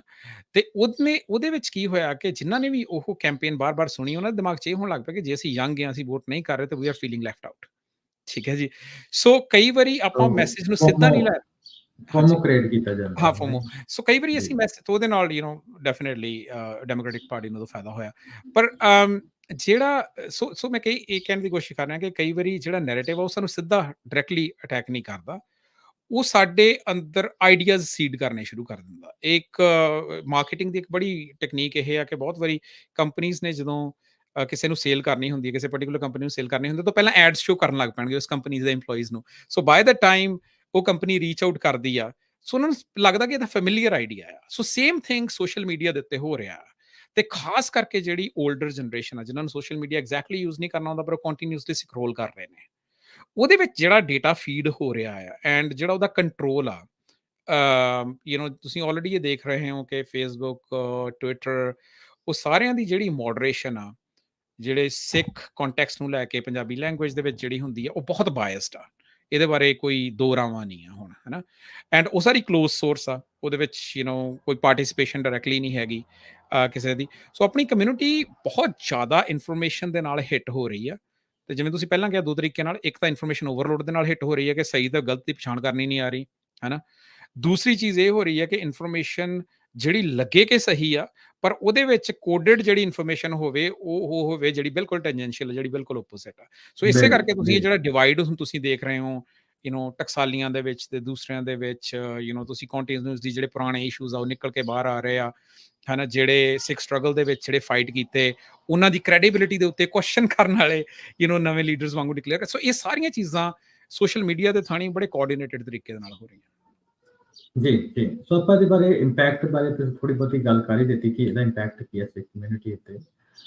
ਸੋ ਉਹਦੇ ਵਿੱਚ ਇੱਕ ਚੀਜ਼ ਇਹੀ ਆ ਕਿ ਆਪਾਂ ਮੋਟੇ ਤੌਰ ਦੇ ਉੱਤੇ ਆਪਾਂ ਨੈਰੇਟਿਵ ਤੇ ਸਟੀਰੀਓਟਾਈਪ ਦੀ ਪ੍ਰੋਪੋਗੇਸ਼ਨ ਹੁੰਦੀ ਆ ਥਰੂ ਇਸ ਪ੍ਰੋਫਾਈਲ। ਉਹਦੇ ਬਾਰੇ ਤੁਸੀਂ ਬਰੀਫਲੀ ਉਹਨੂੰ ਟੱਚ ਕੀਤਾ, ਜੇ ਉਹਦੇ ਬਾਰੇ ਥੋੜਾ ਹੋਰ ਵਿਸਥਾਰ ਦੇ ਨਾਲ ਦੱਸੋਗੇ ਕਿ ਕਿੱਦਾਂ ਸਟੀਰੀਓਟਾਈਪਿੰਗ ਜਿਹੜੀ ਆ ਉਹਨੂੰ ਵਧਾਇਆ ਜਾਂਦਾ ਜਾਂ ਵਧਾਇਆ ਗਿਆ। ਇਹਦਾ ਤੁਸੀਂ ਪ੍ਰਾਈਮ ਐਗਜ਼ਾਮਪਲ ਇਸ ਟਾਈਮ ਕੈਨੇਡਾ 'ਚ ਵੇਖਣ ਨੂੰ ਦੇਖ ਰਹੇ ਹੋ, ਹੈ ਨਾ। ਕੈਨੇਡਾ ਦੇ ਵਿੱਚ ਇਹ ਅਪਕਮਿੰਗ ਇਲੈਕਸ਼ਨਸ ਤੋਂ ਪਹਿਲਾਂ ਬਹੁਤ ਜ਼ਿਆਦਾ ਅਕਾਊਂਟਸ ਨੇ ਜਿਹੜੇ ਐਕਟੀਵੇਟ ਹੋਏ ਨੇ, ਹੈ ਨਾ। ਉਹਨਾਂ 'ਚੋਂ ਇੱਕ ਅਕਾਊਂਟ ਦੇ ਬਾਰੇ ਮੈਂ ਥੋੜ੍ਹੇ ਦਿਨ ਪਹਿਲਾਂ ਹੀ ਜਿਵੇਂ ਆਪਣੇ ਅਕਾਊਂਟ ਤੋਂ ਟਵੀਟ ਵੀ ਕੀਤਾ ਸੀਗਾ, ਕੈਨੇਡੀਅਨ ਜਰਨਲਿਸਟ ਵਜੋਂ ਪ੍ਰਟੈਂਡ ਕਰਕੇ, ਤੇ ਕੰਟੀਨਿਊਸਲੀ ਸਿੱਖ ਅਕਾਊਂਟਸ, ਸਿੱਖ ਆਈਡੈਂਟਿਟੀ, ਉਹਨੂੰ ਟਾਰਗੇਟ ਬਣਾਇਆ ਜਾ ਰਿਹਾ। And it becomes really important ਕਿ at this point of time, ਬਾਕੀ ਕੰਟਰੀਜ਼ ਦੇ ਵਾਂਗੂ ਕੈਨੇਡਾ ਵੀ ਸੌਰਟ ਆਫ ਰਿਸੈਸ਼ਨਰੀ ਪੀਰੀਅਡ ਚੋਂ ਨਿਕਲ ਰਿਹਾ, ਜਿਹਦੇ ਵਿੱਚ ਇਨਫਲੇਸ਼ਨ ਬਹੁਤ ਹਾਈ ਆ, ਹੈ ਨਾ, ਤੇ ਜੌਬਸ ਘਟੀਆਂ ਹੋਈਆਂ ਨੇ। ਸੋ ਆਮ ਜਨਤਾ ਜਿਹੜੀ ਹੈ ਐਂਗਰੀ, ਐਂਟੀ ਇਨਕੰਬੈਂਸੀ ਹੈਗੀ ਆ, ਹੈ ਨਾ, ਗਰਾਊਂਡ ਦੇ ਉੱਤੇ। ਪਰ ਉਸ ਐਂਟੀ ਇਨਕੰਬੈਂਸੀ ਨੂੰ ਮਤਲਬ ਜਿਹੜਾ ਜਿਵੇਂ ਹੁਣ ਹਰਜੀਤ ਸਿੰਘ ਸੱਜਣ ਦੇ ਉੱਤੇ ਅਟੈਕ ਹੋਇਆ ਸੀਗਾ, ਤਾਂ ਉਹ ਇੰਨਾ ਕੋਆਰਡੀਨੇਟਡ ਤਰੀਕੇ ਨਾਲ ਹੋਇਆ।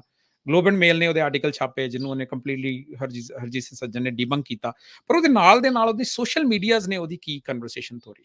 ਸੋਸ਼ਲ ਮੀਡੀਆਜ਼ ਨੇ ਉਹਦੀ ਕਨਵਰਸੇਸ਼ਨ ਇਹ ਤੋਰੀ ਕਿ ਸਿਕਸ ਆਰ ਟੇਕਿੰਗ ਓਵਰ ਜਿਹੜੀ ਕੈਨੇਡੀਅਨ ਪੋਲਿਟਿਕਸ ਆ, ਤੇ ਜਿਹੜਾ ਉਹੀ ਮਤਲਬ ਜਿਹੜਾ ਰਿਐਕਸ਼ਨ ਸੀਗਾ, ਜਿਹੜੀ ਕੰਜ਼ਰਵੇਟਿਵ ਸੁਸਾਇਟੀ ਚੋਂ, ਹੈ ਨਾ, ਉਹਦਾ ਰਿਐਕਸ਼ਨ ਉਹ ਬਹੁਤ ਜਨਰੇਟ ਕਰਨ ਦੀ ਕੋਸ਼ਿਸ਼ ਕੀਤੀ। ਫੋਰਚੂਨੇਟਲੀ ਕੈਨੇਡੀਅਨ ਸੁਸਾਇਟੀ ਕੰਪੈਰੇਟਿਵਲੀ ਪਹਿਲਾਂ ਵੀ ਇੱਦਾਂ ਹੋ ਚੁੱਕਿਆ, ਜਦੋਂ ਅੱਜ ਤੋਂ 3 ਇਲੈਕਸ਼ਨਾਂ ਪਹਿਲਾਂ ਜੀ, ਜੀ। ਇਦਾਂ ਦੀ ਹੀ ਵੌਇਸਿਸ ਉੱਠਣੀਆਂ ਸ਼ੁਰੂ ਹੋਈਆਂ ਸੀਗੀਆਂ, ਪਰ ਕੈਨੇਡੀਅਨਸ ਵੋਟਡ ਕੰਪਲੀਟਲੀ ਅਗੇਂਸਟ ਇਟ। ਪਰ ਹੁਣ ਮੈਨੂੰ ਲੱਗਦਾ ਕਿਉਂਕਿ ਐਂਟੀ ਇਨਕਮਬੈਂਸੀ ਬਹੁਤ ਜ਼ਿਆਦਾ ਹੈਗੀ ਆ, ਸੋ ਉਹਨੂੰ ਜਿਹੜਾ ਕਲਰ ਦੇਣ ਦੀ ਕੋਸ਼ਿਸ਼ ਕੀਤੀ ਜਾ ਰਹੀ ਹੈ। And Globe and Mail is another piece, like so ਇਹ ਸਾਰੇ ਸੋਸ਼ਲ ਮੀਡੀਆ ਇਕੋਸਿਸਟਮ ਦੇ ਵਿੱਚ ਜਿਹੜੇ ਮੇਨ ਨਿਊਜ਼ ਆਰਗੇਨਾਈਜੇਸ਼ਨ ਨੇ, ਉਹ ਵੀ ਆਪਣੀ ਪੋਜੀਸ਼ਨਿੰਗ ਲੈਂਦੇ ਆ, ਕਿਉਂਕਿ in the end news is a business, ਤੇ ਉਹਦੇ ਹਰੇਕ ਦੇ ਨਿਊਜ਼ ਦੇ ਪੜ੍ਹਨ ਵਾਲੇ ਡਿਫਰੈਂਟ ਸੈਗਮੈਂਟ ਦੇ ਲੋਕ ਨੇ। ਕਈ ਫਾਰ ਲੈਫਟ ਨੇ, ਜਿੱਦਾਂ MSNBC ਨੂੰ ਹੀ ਵੇਖਣਗੇ, US ਦੇ ਵਿੱਚ ਕਈ ਫਾਰ ਰਾਈਟ ਨੇ, ਉਹ ਫੌਕਸ ਨਿਊਜ਼ ਨੂੰ ਹੀ ਵੇਖਣਗੇ, ਤੇ ਉਹ ਆਪੋ ਆਪਣੇ ਇਕੋਸਿਸਟਮ ਬਬਲਸ ਦੇ ਵਿੱਚ ਬਣੇ ਹੋਏ ਆ। ਸੋ ਇਸੇ ਤਰ੍ਹਾਂ ਗਲੋਬ ਐਂਡ ਮੇਲ ਨੇ ਆਪਣੀ ਪੋਜੀਸ਼ਨਿੰਗ ਜਿਹੜੀ ਉਹ ਫਾਰ ਰਾਈਟ ਕੀਤੀ, ਸੋ ਫਾਰ ਰਾਈਟ ਵੌਇਸਿਸ ਨੂੰ ਉਹ ਦੇ ਰਿਹਾ, ਪਰ ਉਹਦੇ ਆਲੇ ਦੁਆਲੇ ਜਿਹੜੀ ਹੇਟ ਜਨਰੇਟ ਕਰਨ ਦੀ ਤੇ anti immigrant, anti six, anti minority ਜਿਹੜਾ ਨੈਰੇਟਿਵ ਖੜਾ ਕਰਨ ਦੀ ਕੋਸ਼ਿਸ਼ ਕੀਤੀ ਜਾ ਰਹੀ ਆ, ਉਹ ਉਹਦੇ ਤੁਸੀਂ ਫਿਜ਼ੀਕਲ ਇਫੈਕਟ ਨਾਮ ਹੀ ਦੇਖੋ, ਪਰ ਉਹਦੇ ਨੈਰੇਟਿਵ ਇੰਪੈਕਟ ਜਿਹੜੇ ਆ ਉਹ ਤੁਹਾਨੂੰ ਦਿਖਣੇ ਸ਼ੁਰੂ ਹੋ ਗਏ। ਆਮ ਤੌਰ ਤੇ ਸੋਸ਼ਲ ਮੀਡੀਆ ਉੱਪਰ ਆਪਾਂ ਦੇਖ ਰਹੇ, ਜਦੋਂ ਤੁਸੀਂ ਕਿਹਾ ਕਿ ਰਿਸੈਸ਼ਨਰੀ ਟਾਈਮ ਦੇ ਵਿੱਚੋਂ ਜਾ ਰਹੀ ਦੁਨੀਆ, ਉਹਦੇ ਵਿੱਚ ਜਿਹੜੇ ਸਭ ਤੋਂ ਜਿਹੜੇ ਇਮੀਗ੍ਰੈਂਟ ਹੁੰਦੇ ਈਜ਼ੀ ਟਾਰਗੇਟ ਹੁੰਦੇ। ਸੋ ਇਕੱਲੇ ਯੂਰਪ ਦੇ ਵਿੱਚ ਐਂਟੀ ਮੁਸਲਿਮ ਵੇਵ ਜਿਹੜੀ ਚੱਲ ਰਹੀ ਆ, ਤੇ ਇੱਕ ਹਿਸਾਬ ਦੇ ਨਾਲ ਜਿੰਨਾ ਕੁ ਮੈਂ ਐਨਾਲਾਈਜ਼ ਕਰਦਾ ਹਾਂ ਨਾ, US ਦੇ ਵਿੱਚ ਜਿਹੜੇ ਪ੍ਰੈਜ਼ੀਡੈਂਟ ਡੋਨਲਡ ਟਰੰਪ, ਜਿਹੜੇ ਪੁਰਾਣੇ ਰਹਿ ਚੁੱਕੇ ਪ੍ਰੈਜ਼ੀਡੈਂਟ, ਉਹਨਾਂ ਦੇ ਵੱਲੋਂ ਜਿਹੜੇ ਨੈਰੇਟਿਵ ਲਗਾਤਾਰ ਐਂਟੀ ਏਸ਼ੀਅਨ ਘੜੇ ਜਾ ਰਹੇ ਆ, ਜਾਂ ਹੋਰ ਵੀ social media influencer Elon Musk ਵਰਗਿਆਂ ਦੇ ਨੇ ਜਿੱਦਾਂ ਦੇ ਸਟੈਂਡ ਲਾਏ ਹੋਏ ਆ। ਸੋ ਉਹਦੇ ਕਰਕੇ ਵੀ ਜਿਹੜਾ ਕੈਨੇਡਾ ਵਾ, ਮੈਨੂੰ ਇਹ ਥੋੜਾ ਜਿਹਾ ਇਸ ਲਈ ਵੀ ਡਿਫਰੈਂਟ ਲੱਗਦਾ, ਕਿਉਂਕਿ ਆਲਮੋਸਟ ਜੇ ਪਰਸੈਂਟੇਜ ਦੇ ਹਿਸਾਬ ਨਾਲ ਦੇਖਿਆ ਜਾਏ ਤਾਂ ਸਿੱਖਾਂ ਦੀ ਪਾਪੂਲੇਸ਼ਨ ਕੈਨੇਡਾ ਦੇ ਵਿੱਚ ਇੰਡੀਆ ਦੇ ਵਾਂਗੂ ਆ। ਸੋ ਉਹਦੇ ਵਿੱਚ ਜਿਹੜੀ ਇਹ ਐਂਟੀ ਇਮੀਗ੍ਰੈਂਟ ਵੇਵ ਆ, ਉਹਦੇ ਉੱਪਰ ਰਾਈਡ ਕਰਕੇ ਐਂਟੀ ਸਿੱਖ ਜਿਹੜਾ ਉਹਨੂੰ ਨੱਜ ਆ ਉਹ ਦਿੱਤਾ ਜਾ ਰਿਹਾ। ਇਹ ਚੀਜ਼ ਬੜੀ ਅਪੈਰੈਂਟ ਆ, ਜਿਹੜੇ ਕੈਨੇਡੀਅਨ ਜਰਨਲਿਸਟ ਉਹ ਚੀਜ਼ ਨੂੰ ਨੋਟ ਕਰ ਰਹੇ ਆ। WHO ਨੇ ਵੀ ਥੋੜੇ ਦਿਨ ਪਹਿਲਾਂ, ਵਰਲਡ ਸਿੱਖ ਆਰਗੇਨਾਈਜੇਸ਼ਨ ਨੇ ਵੀ ਹੋਰ ਆਰਗੇਨਾਈਜੇਸ਼ਨ ਨੇ ਵੀ ਤਾਂ ਨੋਟਿਸ ਲਿਆ। ਆਪਾਂ ਗੱਲ ਥੋੜੀ ਮੋਟੀਵੇਸ਼ਨ ਦੇ ਵੱਲ ਚੱਲਦੇ ਹਾਂ, ਕਿ ਮੋਟੀਵੇਸ਼ਨ ਜਿਹੜੀ ਫੇਕ ਪ੍ਰੋਫਾਈਲ ਬਣਾਉਣ ਦੀ ਆ, ਉਹ ਤਾਂ ਇਹੀ ਬਣਦੀ ਆ, ਜਿੱਦਾਂ ਤੁਸੀਂ ਕਿਹਾ ਕਿ ਜਿਹੜਾ ਨੈਰੇਟਿਵ ਆ ਉਹਨੂੰ ਆਪਣੇ ਹੱਕ ਦੇ ਵਿੱਚ, ਜਾਂ ਜਿਹੜਾ ਚੱਲ ਰਿਹਾ ਨੈਰੇਟਿਵ ਉਹਨੂੰ ਪਲਟਾਉਣਾ। ਆਪਣੇ ਦੇ ਥੋੜੇ ਪੋਲੀਟੀਕਲ, ਸੋਸ਼ਲ ਤੇ ਇਕਨੋਮਿਕ ਫੈਕਟਰ ਦੀ ਆਪਾਂ ਗੱਲ ਕਰੀਏ, ਕਿ ਉਹ ਵੀ ਇਹਦੇ ਵਿੱਚ ਰੋਲ ਪਲੇ ਕਰਦੇ। ਐਬਸੋਲੂਟਲੀ ਸੋ ਸੋਸ਼ਲ ਮੀਡੀਆ ਚੈਟਰ ਜਿਹੜਾ ਉਹ ਕਿਸੇ ਵੀ ਚੈਟਰ ਦੇ ਵਾਂਗੂ ਆ, ਮਤਲਬ ਕਿਸੇ ਵੀ ਕਨਵਰਸੇਸ਼ਨ ਦੇ ਵਾਂਗੂ ਆ। ਜੋ ਵੀ ਵੇਵ ਬਣਦੀ ਆ, ਵੇਵਸ ਦੇ ਕਈ ਇੰਪੈਕਟ ਹੁੰਦੇ ਆ, ਠੀਕ ਹੈ ਜੀ। ਜਿੱਦਾਂ ਵੇਵਸ ਦੇ ਇੰਪੈਕਟ ਇਕਨੋਮਿਕ ਵੀ ਹੁੰਦੇ ਆ, ਕਿੱਦਾਂ ਦੀਆਂ ਡੀਲਸ ਹੋਣਗੀਆਂ, ਲੋਕ ਕਿਹੜੀਆਂ ਕੰਟਰੀਜ਼ ਨੂੰ ਫੇਵਰੇਬਲ ਨੇ, ਲੋਕ ਬਿਜ਼ਨਸਿਸ ਜਿਹੜੇ ਨੇ ਉਹ ਕਿੱਦਾਂ ਦੀ ਇੰਪੈਕਟ ਕ੍ਰੀਏਟ ਕਰ ਰਹੀ ਆ, ਜਾਂ ਕਈ ਵਾਰੀ ਕੋ-ਆਪਟ ਕਰਨ ਦੇ ਲਈ ਵੀ।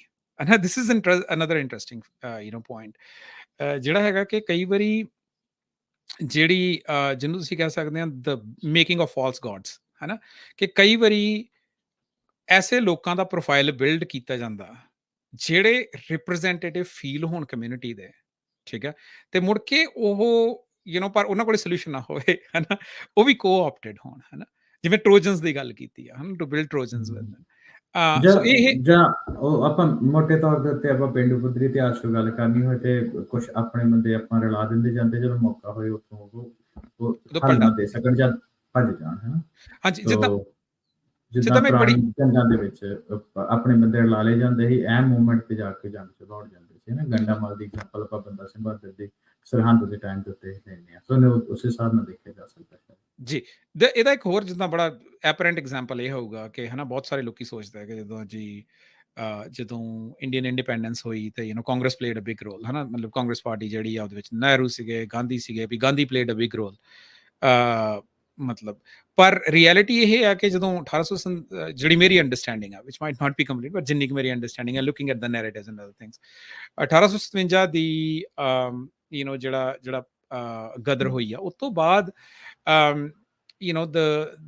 ਬ੍ਰਿਟਿਸ਼ ਨੂੰ ਇੱਕ ਆਰਗੇਨਾਈਜੇਸ਼ਨ ਚਾਹੀਦੀ ਸੀਗੀ ਜਿਹਦੇ ਨਾਲ ਉਹ ਮੇਨਟੇਨ ਕਰ ਸਕਣ ਕਿ ਜਿਹੜਾ ਰਾਈਜ਼ ਹੁੰਦਾ ਆ ਐਂਟੀ ਬ੍ਰਿਟਿਸ਼, ਜਿਹੜਾ ਮੋਮੈਂਟਮ ਰਾਈਜ਼ ਹੁੰਦਾ ਹੈ, ਉਹਨੂੰ ਕੰਟਰੋਲ ਕਿੱਦਾਂ ਕੀਤਾ ਜਾ ਸਕੇ।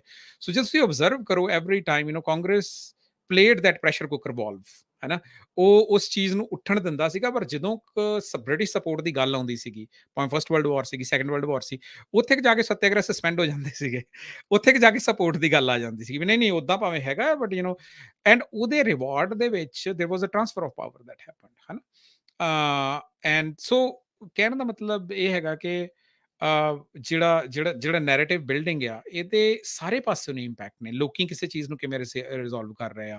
ਹੁਣ ਜਿਵੇਂ ਕੈਨੇਡਾ ਦੇ ਵਿੱਚ ਸਪੈਸੀਫਿਕਲੀ ਹੈ ਨਾ, ਜਿਹੜੇ ਬਾਇਲੈਟਰਲ ਟ੍ਰੇਡਸ ਨੇ between India and Canada, India and China, ਹੈ ਨਾ, ਉਹ ਖਾਸੇ ਬਰੋਕਨ ਨੇ at this point of time, ਹੈ ਨਾ।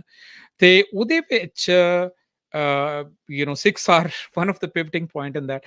ਹੁਣ ਉਹਨੂੰ ਕਿਸ ਹਿਸਾਬ ਨਾਲ ਮੋਡੀਫਾਈ ਕੀਤਾ ਜਾਂਦਾ, ਬਿਕੋਜ਼ ਟ੍ਰੇਡ ਓਪਰਚੁਨਿਟੀਜ਼ ਜਿਹੜੀਆਂ ਨੇ ਉਹ ਸਾਰੇ ਹੀ ਕੰਟਰੀਜ਼ ਦੇ ਜਿਹੜੇ ਇਕਨੋਮਿਕ ਐਲੀਟ ਨੇ ਉਹਨਾਂ ਦੇ ਲਈ ਇੰਪੋਰਟੈਂਟ ਹੁੰਦੀਆਂ ਨੇ, ਹੈ ਨਾ।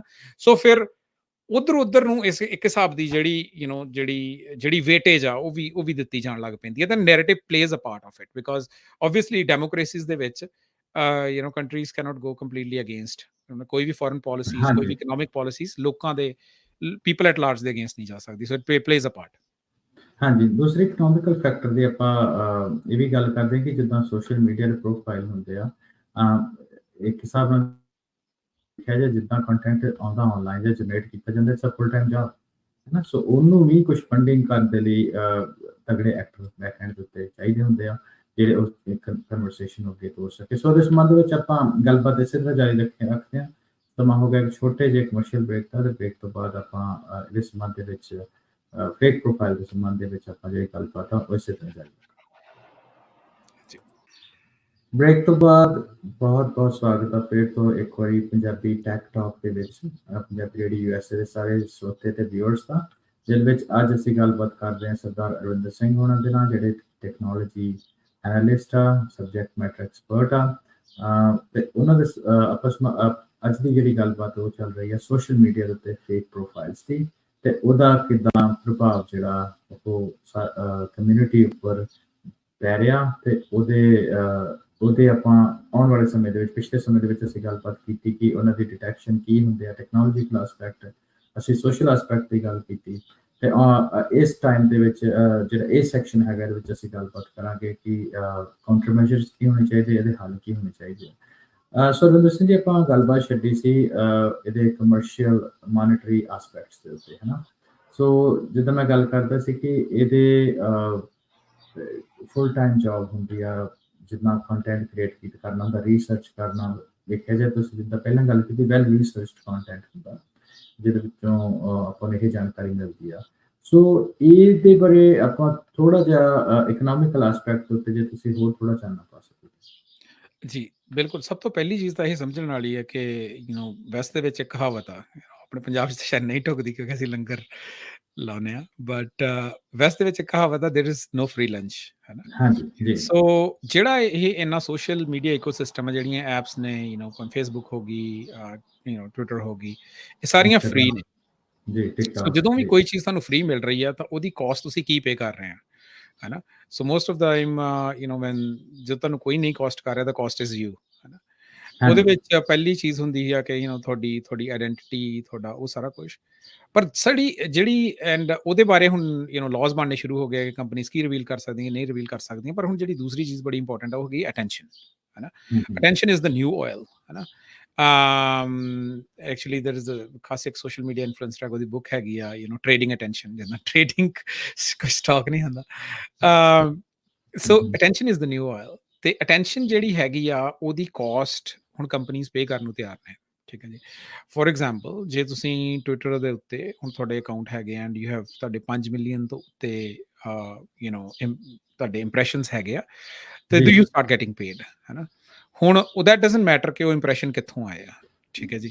ਸੋ ਉਹਦੇ ਕਰਕੇ ਤੁਸੀਂ ਕੀ ਵੇਖਣ 'ਚ ਆ ਰਿਹਾ ਕਿ ਜਿਹੜੀ ਵੀ ਚੀਜ਼ ਕੰਟਰੋਵਰਸੀ ਜਨਰੇਟ ਕਰਦੀ ਆ, ਠੀਕ ਆ, ਜਿਹੜੀ ਰਿਐਕਸ਼ਨ ਜਨਰੇਟ ਕਰਦੀ ਆ, ਹੈ ਨਾ, ਉਹ ਜਨਰੇਟ ਜਿਉਂ ਰਿਐਕਸ਼ਨ ਜਨਰੇਟ ਹੁੰਦਾ ਆ, ਉਹਦੇ ਕਰਕੇ ਹੀ ਮਤਲਬ the page start to go higher, ਹੈ ਨਾ, ਕਿਉਂਕਿ ਅਟੈਂਸ਼ਨ ਟ੍ਰੇਡ ਹੋ ਰਹੀ ਹੈ ਰਿਸਪੈਕਟਿਵ। ਇਸੇ ਕਰਕੇ ਤੁਸੀਂ YouTube ਵਿੱਚ ਵੇਖੋਗੇ ਬੜੇ ਰਿਡਿਕੂਲਸ ਆਈਡੀਆਜ਼ ਜਿਹੜੇ ਨੇ ਉਹਨਾਂ ਦੇ ਉੱਤੇ YouTube ਵੀਡੀਓਜ਼ ਤੇ ਵਲੌਗਸ ਬਣ ਰਹੇ ਆ। ਐਂਡ ਆਪਣੇ ਕਈ ਵਾਰੀ ਵੈਲ ਮੀਨਿੰਗ ਇੰਡੀਵਿਜੂਅਲਸ ਜਿਹੜੇ ਨੇ ਉਹਦੇ ਉੱਤੇ ਰਿਐਕਸ਼ਨ ਦੇ ਰਹੇ ਹੁੰਦੇ ਆ ਕਿ ਯਾਰ ਇੱਦਾਂ ਕਿਉਂ ਹੋਇਆ, ਹੈ ਨਾ, ਇਵੇਂ ਕਿਵੇਂ, ਐਂਡ ਨਾਲ ਦੀ ਨਾਲ ਉਹ ਸ਼ੇਅਰ ਕਰ ਰਹੇ ਹੁੰਦੇ ਆ, ਤਾਂ ਉਹਦੇ ਜਿਹੜੇ ਇੰਪ੍ਰੈਸ਼ਨਸ ਨੇ ਉਹ ਵੱਧ ਰਹੇ ਹੁੰਦੇ ਆ। ਇਨ ਦ ਐਂਡ ਤੁਹਾਡੀ ਅਟੈਂਸ਼ਨ ਜਿਹੜੀ ਆ, ਤੁਹਾਡੇ ਫੋਲੋਅਰਸ ਦੀ ਅਟੈਂਸ਼ਨ ਜਿਹੜੀ ਆ, ਜਾਂ ਤੁਹਾਡੇ ਨੈਟਵਰਕ ਦੀ ਅਟੈਂਸ਼ਨ ਜਿਹੜੀ ਆ, ਦੈਟ ਇਜ਼ ਗੈਟਿੰਗ ਟ੍ਰੇਡਡ, ਹੈ ਨਾ ਜੀ। ਤਾਂ ਉਹਦਾ ਤੁਸੀਂ ਇੰਪੈਕਟ ਇਹ ਵੇਖ ਸਕਦੇ ਆ ਕਿ ਲੋਟ ਆਫ ਫੇਕ ਪ੍ਰੋਫਾਈਲਸ, ਹੈ ਨਾ। ਹੁਣ ਤੁਸੀਂ ਕਈ ਵਾਰੀ ਇੱਕ ਬੜਾ ਰੀਸੈਂਟ ਫਿਨੋਮੀਨਾ, ਖਾਸ ਕਰਕੇ ਜਦੋਂ ਟਵਿੱਟਰ ਨੇ ਆਪਣਾ ਮੋਨੀਟਾਈਜ਼ ਕੀਤਾ, lot of people have start realising they can make money of Twitter. ਤੇ ਉਹਦੇ ਵਿੱਚ ਤੁਸੀਂ ਵੇਖੋਗੇ ਜਿਹੜੀਆਂ ਵੀ ਜਿਹੜੀ ਕੋਈ ਬੜੀ ਵਾਇਰਲ ਕੋਈ ਵੀਡੀਓ ਜਾਂ ਕੋਈ ਬੜੀ ਵਾਇਰਲ ਟਵੀਟ ਹੋਇਆ ਹੋਊਗਾ, ਉਹਦੇ ਉੱਤੇ ਜੀ ਰੈਂਡਮ ਵੀਡੀਓਜ਼ ਹੋਣਗੀਆਂ ਬਾਏ ਇੰਡਿਕ ਲੁਕਿੰਗ ਅਕਾਊਂਟਸ, ਕਈ ਪੈਰੋਡੀ ਅਕਾਊਂਟਸ, ਕਈ ਕੁਛ।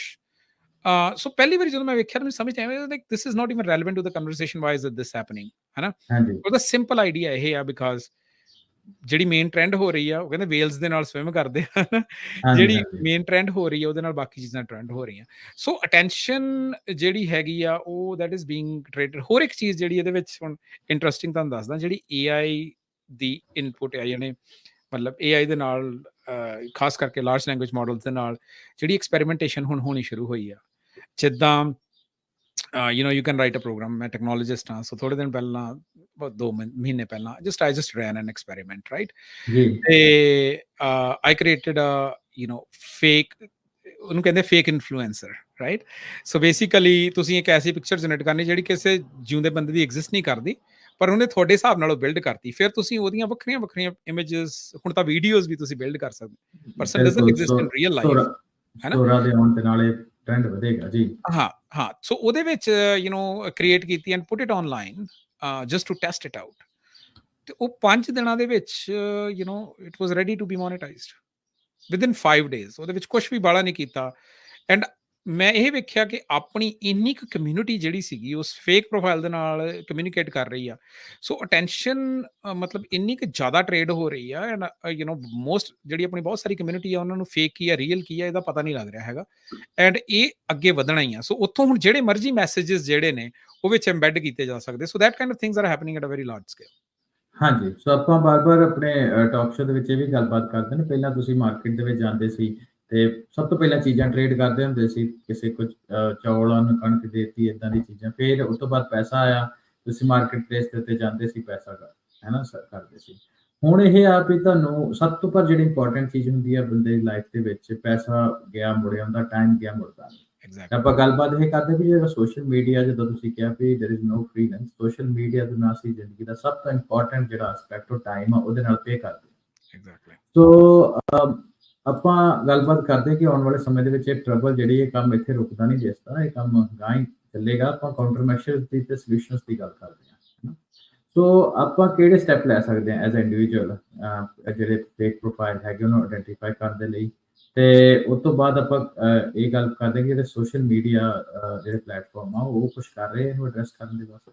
ਜੀ, I think very good questions. I think ਉਸ ਤੋਂ ਪਹਿਲਾਂ ਮੈਂ ਤੁਹਾਡੀ ਲਾਸਟ ਸੀਗਾ ਉਹਦੇ ਉੱਤੇ ਇੱਕ ਕਮੈਂਟ ਹੋਰ। ਹੁਣ ਤੁਹਾਡਾ ਟਾਈਮ ਟ੍ਰੇਡ ਹੋ ਰਿਹਾ, ਪਰ ਹੁਣ ਤੁਹਾਡੇ ਟਾਈਮ ਦੀ ਵੈਲਿਊ ਜਿਹੜੀ ਆ ਉਹ ਕੰਪਨੀਆਂ ਨੇ ਲਾਈ ਹੋਈ ਆ, ਠੀਕ ਹੈ।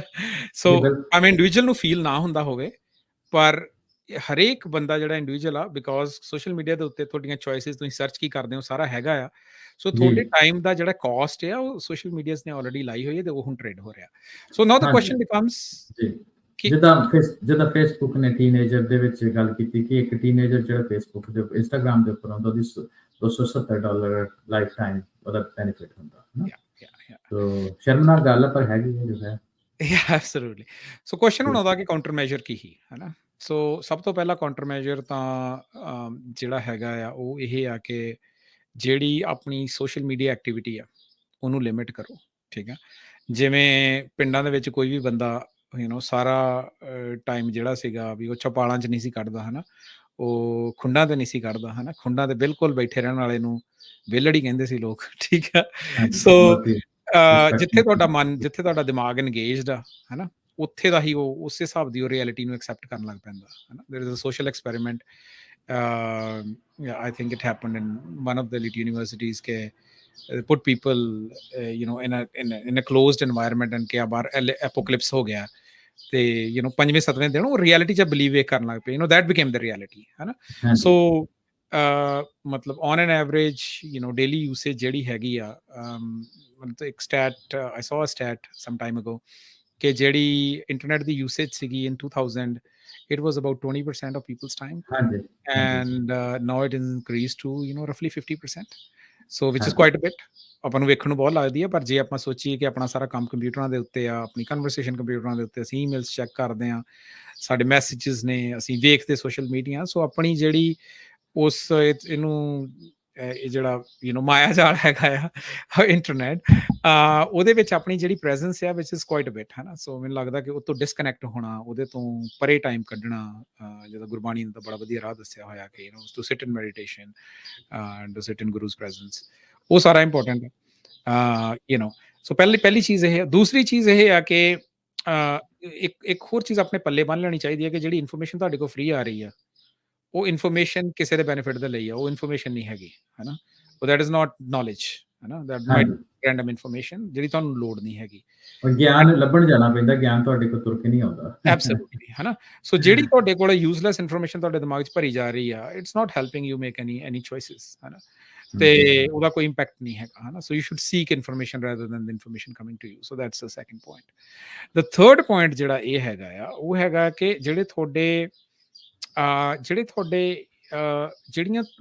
ਤੁਹਾਡੀ ਆਫਲਾਈਨ ਲਾਈਫ ਆ, ਉਹਦੇ ਵਿੱਚ ਤੁਹਾਡੀਆਂ ਕਨਵਰਸੇਸ਼ਨ, ਜਿਹਨੂੰ ਪੰਜਾਬੀ ਸਿੱਖੀ ਵਿੱਚ ਵੀ ਪੰਜਾਬੀ ਵਿੱਚ ਕਹਿੰਦੇ ਵੀ ਖੁੰਡਾਂ ਤੇ ਬਹਿਣਾ, ਸਿਆਣਿਆਂ ਦੀ ਸੋਬਤ 'ਚ ਬਹਿਣਾ, ਤੇ ਸਿੱਖੀ 'ਚ ਸਤ ਸੰਗਤ ਕਹਿੰਦੇ ਆ, ਉਹਦੇ 'ਚ ਬਹਿਣਾ।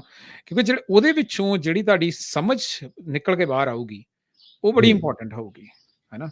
ਕਿਉਂਕਿ ਮੈਂ ਹੁਣ ਪਿਛਲੇ 2 ਸਾਲਾਂ ਦੇ ਵਿੱਚ ਵੇਖਿਆ ਕਿ ਸੋਸ਼ਲ ਮੀਡੀਆ ਦੇ ਪ੍ਰੈਸ਼ਰ ਦੇ ਵਿੱਚ ਆ ਕੇ ਬੜੇ ਸਮਝਦਾਰ ਬੰਦਿਆਂ ਨੇ ਵੀ ਇੱਦਾਂ ਦੇ ਡਿਸੀਜਨ ਲਏ ਜਿਨ੍ਹਾਂ ਦੇ ਬਾਰੇ ਤੁਸੀਂ ਵੇਖ ਕੇ ਕਹੋਗੇ ਕਿ ਹਾਊ ਇਜ਼ ਦੈਟ ਪੋਸੀਬਲ, ਹੈ ਨਾ। ਉਹ ਸਿਰਫ ਇੰਨਾ ਹੀ ਜ਼ਿਆਦਾ ਸੀਗਾ ਕਿ ਸੋਸ਼ਲ ਮੀਡੀਆ ਤੇ ਚੈਟਰ ਦੇ ਵਿੱਚ ਉਹਨਾਂ ਨੂੰ ਇਦਾਂ ਲੱਗਿਆ ਕਿ ਪ੍ਰੈਸ਼ਰ ਹੀ ਇੰਨਾ ਕੁ ਬਣ ਗਿਆ ਕਿ ਸਾਈਕੋਲੋਜੀਕਲ ਪ੍ਰੈਸ਼ਰ ਦੇ ਅੰਦਰ, ਹਾਂ, ਸਾਈਕੋਲੋਜੀਕਲ, ਕਿਉਂਕਿ ਉਹਨਾਂ ਦੀ ਰਿਐਲਿਟੀ ਜਿਹੜੀ ਸੀ ਉੱਚ ਫਾਰਮ ਸੀ। ਚੌਥਾ ਪਾਰਟ ਜਿਹੜਾ ਮੈਂ ਕਹਿਣਾ ਚਾਹੂੰਗਾ ਉਹ ਇਹ ਆ ਕਿ ਮਤਲਬ ਇੱਕ ਜਦੋਂ ਤੁਸੀਂ ਕੋਈ ਗੱਲ ਕਰਦੇ, ਜਦੋਂ ਕੋਈ ਕਨਵਰਸੇਸ਼ਨ ਕਰਦਾ, ਉਹਦੇ ਪਿੱਛੇ ਜਦੋਂ ਇੰਡੀਵਿਜੂਅਲ ਖੜਾ ਹੁੰਦਾ ਤੇ ਉਹ ਉਸ ਆਪਣੀ ਕਹੀ ਗੱਲ ਦੇ ਲਈ ਜਵਾਬਦੇਹ ਹੁੰਦਾ ਰੀਅਲ ਲਾਈਫ ਦੇ ਵਿੱਚ, ਰਾਈਟ। ਸੋ ਜਿਨ੍ਹਾਂ ਨਾਲ ਵੀ ਤੁਸੀਂ ਕਨਵਰਸੇਸ਼ਨ ਕਰ ਰਹੇ ਹੋ, ਪਹਿਲਾਂ ਤੁਸੀਂ ਇਹ ਮੇਕ ਸ਼ੋਰ ਕਰੋ ਕਿ ਉਹ ਰੀਅਲ ਲਾਈਫ 'ਚ ਐਗਜ਼ਿਸਟ ਕਰਦੇ ਵੀ ਹੈ ਕਿ ਨਹੀਂ, ਕਿਉਂਕਿ ਦੇ ਆਰ just fake identities and profiles. ਇਹ ਰੀਅਲ ਲਾਈਫ 'ਚ ਐਗਜ਼ਿਸਟ ਵੀ ਕਰਦੇ ਆ, ਹੈ ਨਾ। ਤੇ you watching people over a long period of time, 10 ਸਾਲ 20 ਸਾਲ, ਇਟ ਬਿਕਮਸ ਵੈਰੀ ਇੰਪੋਰਟੈਂਟ, ਕਿਉਂਕਿ 1-2 ਸਾਲਾਂ ਦੇ ਵਿੱਚ ਤੁਸੀਂ ਬ੍ਰਾਂਡ ਬਿਲਡਿੰਗ ਬੜੀ ਈਜ਼ੀ ਕਰ ਸਕਦੇ ਹੋ, ਹੈ ਨਾ। ਇਹ ਜਿਹੜੀ ਹੈਗੀ ਹੈ ਬ੍ਰਾਂਡ ਬਿਲਡਿੰਗ, ਇਹ ਆਪਣੇ ਆਪ ਦੇ ਵਿੱਚ ਸਟੱਡੀ ਆ, ਮਾਰਕੀਟਿੰਗ ਦੀ ਸਟੱਡੀ ਆ, ਤੇ ਉਹਨੂੰ ਹੁਣ ਜਿਵੇਂ ਕਿ ਅਟੈਂਸ਼ਨ ਟ੍ਰੇਡਿੰਗ ਦੇ ਵਿੱਚ ਲਿਆਂਦਾ ਜਾ ਰਿਹਾ, ਹੈ ਨਾ। ਉਹਦੇ ਵਿੱਚ ਕਈ ਤਰ੍ਹਾਂ ਦੇ ਇੰਡੀਵਿਜੂਅਲਸ ਬਿਲਡ ਕੀਤੇ ਜਾ ਰਹੇ ਨੇ। ਸੋ ਇਹ ਬਹੁਤ ਇੰਪੋਰਟੈਂਟ ਹੈ। ਐਂਡ ਲਾਸਟ ਥਿੰਗ ਮੈਂ ਇਹ ਕਹੂੰਗਾ ਕਿ 6 ਆਈ ਥਿੰਕ ਆਪਣੀ ਗੁਰਬਾਣੀ ਵੀ ਇਹ ਸਿਖਾਉਂਦੀ ਕਿ ਰਿਐਕਸ਼ਨ ਦੀ ਜਗ੍ਹਾ ਐਕਸ਼ਨ ਦੇ ਵਿੱਚ ਆਓ। ਸੋਸ਼ਲ ਮੀਡੀਆ, ਰਿਐਕਟਿਵ ਦੀ ਜਗ੍ਹਾ ਪ੍ਰੋਐਕਟਿਵ ਹੋ। ਹਾਂਜੀ, ਸੋਸ਼ਲ ਮੀਡੀਆ, ਇੰਟਰਨੈਟ ਆਪਣੇ ਆਪ ਦੇ ਵਿੱਚ ਰਿਐਲਿਟੀ ਆ। ਜਿਹੜੀ ਤੁਸੀਂ ਗੱਲ ਕਹਿਣੀ ਆ, ਉਹ ਤੁਸੀਂ ਰਿਐਕਸ਼ਨ ਚੋਂ ਨਾ ਤੁਹਾਡੀ ਗੱਲ ਨਿਕਲ ਰਹੀ ਹੋਵੇ, ਉਹ ਤੁਹਾਡੀ ਆਪਣੀ ਕਹਿਣ ਵਾਲੀ ਗੱਲ ਚੋਂ ਗੱਲ ਨਿਕਲ ਰਹੀ ਹੋਵੇ, ਹੈ ਨਾ। ਸੰਵਾਦ ਇੰਪੋਰਟੈਂਟ ਆ, ਹੈ ਨਾ। ਪਰ ਦੂਸਰੀ ਗੱਲ, ਜਿਹੜੀ ਲਾਸਟ ਗੱਲ ਮੈਂ ਇਹ ਕਹਾਂਗਾ ਕਿ ਲੋਕਾਂ ਲਈ ਇਹ ਬਹੁਤ ਜ਼ਰੂਰੀ ਆ ਕਿ ਕਨਵਰਸੇਸ਼ਨ ਨੂੰ ਸਦਾ ਆਪਣੇ ਪੱਧਰ ਤੇ ਰੱਖਣ। ਤੁਹਾਨੂੰ ਜ਼ਰੂਰੀ ਨਹੀਂ ਹੈ ਕਿ ਜਿਹੜਾ ਕੋਈ ਚਿੱਕੜ ਦੇ ਵਿੱਚ ਘੁਲ ਰਿਹਾ, ਤੁਸੀਂ ਉਹਦੇ ਨਾਲ ਜਾ ਕੇ ਚਿੱਕੜ ਦੇ ਵਿੱਚ ਘੁਲਣਾ, ਬਿਕੋਜ਼ ਯੂ ਲੂਜ਼। ਸੋ ਜਿੱਥੇ ਵੀ ਤੁਸੀਂ ਰੀਅਲ ਲਾਈਫ ਦੇ ਵਿੱਚ ਜਾਂ ਇੰਟਰਨੈਟ ਕਨਵਰਸੇਸ਼ਨਸ ਦੇ ਵਿੱਚ ਜਿੱਥੇ ਤੁਹਾਨੂੰ ਕਨਵਰਸੇਸ਼ਨ ਕਰਨ ਦੀ ਲੋੜ ਆ, ਜੇ ਤੁਹਾਨੂੰ ਕਿਤੇ ਵੀ ਲੱਗ ਰਿਹਾ ਕਿ ਕੋਈ ਕਨਵਰਸੇਸ਼ਨ ਨੂੰ ਹੋਰ ਪਾਸੇ ਲਿਜਾਣ ਜਾਂ ਡਰੈਗ ਕਰਨ ਦੀ ਕੋਸ਼ਿਸ਼ ਕਰ ਰਿਹਾ, I think most social networks provide you tools to just block that, ਹੈ ਨਾ। ਤੇ ਬਾਕੀ ਕਿਰਤ ਕਰੋ, ਵੰਡ ਛਕੋ, ਹੈ ਨਾ। ਜਿਹੜੇ ਸਿੱਖਾਂ ਦੇ ਸਿਧਾਂਤ ਨੇ, ਗੁਰੂ ਸਾਹਿਬ ਨੇ ਬਹੁਤ ਵਧੀਆ ਦਿੱਤੇ ਨੇ, ਉਹਦੇ ਨਾਲ ਜਿਹੜੇ ਰੀਅਲ ਲਾਈਫ ਦੇ ਇੰਪੈਕਟ ਆ ਉਹਨਾਂ ਨੂੰ ਅਨਡੂ ਕਰਨਾ ਬੜਾ ਔਖਾ ਹੁੰਦਾ। ਜੋ ਲੋਕਾਂ ਦੇ ਰੀਅਲ ਐਕਸਪੀਰੀਐਂਸਿਸ ਨੇ ਉਹ ਬੜੇ ਡੀਪ ਐਮਬੈਡਡ ਹੁੰਦੇ ਆ, ਉਹ ਇੰਨੀ ਛੇਤੀ ਅਨਡੂ ਨਹੀਂ ਹੁੰਦੇ। ਹਾਂਜੀ, ਸੋ ਆਪਾਂ ਗੱਲਬਾਤ ਇਹਦੇ ਵਿੱਚ ਪ੍ਰੋਗਰਾਮ ਦੇ ਅਖੀਰ ਵਿੱਚ ਅਸੀਂ ਜਾਂਦੇ ਪਏ ਵੀ ਆਪਾਂ ਤੁਸੀਂ ਫੇਕ ਪ੍ਰੋਫਾਈਲਸ ਦੀ ਗੱਲਬਾਤ ਕੀਤੀ ਤੇ ਇਹਨਾਂ ਦੀ ਮਿਸ ਇਨਫੋਰਮੇਸ਼ਨ ਦਾ ਵੀ ਅਸੀਂ ਵੇਖਿਆ ਕਿ ਫੈਲਾ ਕਿੱਦਾਂ ਹੋਇਆ। ਪਰ ਆਪਾਂ ਕੁਝ ਸਿੱਖਾਂ ਦੇ ਰਿਸਪੌਂਸ ਦੀ ਗੱਲ ਕਰੀਏ ਜਾਂ ਆਪਣੀ ਪੰਜਾਬੀ ਕਮਿਊਨਿਟੀ ਦੇ ਰਿਸਪੌਂਸ ਦੀ ਗੱਲ ਕਰੀਏ ਤੇ ਕੁਝ ਇੱਦਾਂ ਦੇ ਸਕਸੈਸਫੁਲ ਇਨੀਸ਼ੀਏਟਿਵ ਤੇ ਕੰਪੇਨ ਹੈਗੀਆਂ ਜਿਨ੍ਹਾਂ ਨੇ ਇੱਦਾਂ ਦੇ ਫੇਕ ਪ੍ਰੋਫਾਈਲਸ ਦੇ ਨੈਰੇਟਿਵ ਨੂੰ ਤੋੜਿਆ। ਆਈ ਥਿੰਕ ਉਹ ਕੰਟੀਨਿਊਸਲੀ ਐਫਰਟ ਤਾਂ ਹੁੰਦੇ ਰਹਿੰਦੇ ਨੇ, ਹੈ ਨਾ। ਮਤਲਬ ਜਿੱਥੇ ਨੈਗੇਟਿਵ ਆ ਉੱਥੇ, ਹੈ ਨਾ, ਉੱਥੇ ਜਿੱਥੇ ਕਹਿੰਦੇ ਜਾਪ ਜਾਂਦਾ ਨਮੋ ਅੰਧਕਾਰੇ ਨਮੋ ਤੇਜ, ਜਿੱਥੇ ਅੰਧਕਾਰ ਹੈ ਉੱਥੇ ਤੇਜ ਵੀ ਹੋਊਗਾ ਹੀ, ਹੈ ਨਾ। ਜਿੱਥੇ ਡਾਰਕਨੈਸ ਉੱਥੇ ਲਾਈਟ ਵੀ ਹੋਊਗੀ। ਸੋ ਆਪਾਂ ਇਹ ਵੇਖਿਆ ਕਈ ਵਾਰੀ ਇੱਦਾਂ ਦੇ ਜਿਹੜੇ ਨੈਰੇਟਿਵ ਨੇ ਟੁੱਟੇ ਨੇ। ਬੜਾ ਰੀਸੈਂਟ ਜਿਹੜਾ ਨੈਰੇਟਿਵ ਸੀਗਾ ਉਹ ਸੀਗਾ ਮਤਲਬ ਜਿਹੜੀ ਇਨਫਲੂਐਂਸਰ ਸੀਗੀ ਉਹ ਯੋਗਾ ਕਰਨ ਦਰਬਾਰ ਸਾਹਿਬ ਗਈ, ਉਹਦੇ ਬਾਰੇ ਨੈਰੇਟਿਵ ਇਹ ਬਣਿਆ, ਜਿਹੜਾ ਪੂਰਾ ਨੈਰੇਟਿਵ ਪੁਸ਼ ਕੀਤਾ ਗਿਆ ਲਗਾਤਾਰ, ਉਹ ਇਹ ਸੀਗਾ ਕਿ ਇਹ ਹਿੰਦੂਜ਼ ਦੇ ਅਗੇਂਸਟ ਹੈ ਵਟ ਐਵਰ। ਪਰ ਉਹਨੂੰ ਬਹੁਤ ਵਧੀਆ ਤਰੀਕੇ ਨਾਲ ਆਨਲਾਈਨ ਵੀ ਨੈਰੇਟਿਵ ਉਹ ਭੰਨਿਆ ਗਿਆ, ਹੈ ਨਾ। ਉਹ ਐਂਡ ਬੜੇ ਸੁਹਿਰਦ ਤਰੀਕੇ ਨਾਲ ਭੰਨਿਆ ਗਿਆ, ਹੈ ਨਾ। ਹੁਣ ਆਬਵੀਅਸਲੀ ਉਹ ਕਿੰਨਾ ਕੁ ਭੰਨਿਆ ਗਿਆ ਇਹ ਡਿਪੈਂਡ ਕਰਦਾ ਕਿ ਉਹ ਕਿੰਨਾ ਫਾਲੋਅਰਸ ਦੇ ਵਿੱਚ ਗੱਲ ਹੋ ਰਹੀ ਸੀ।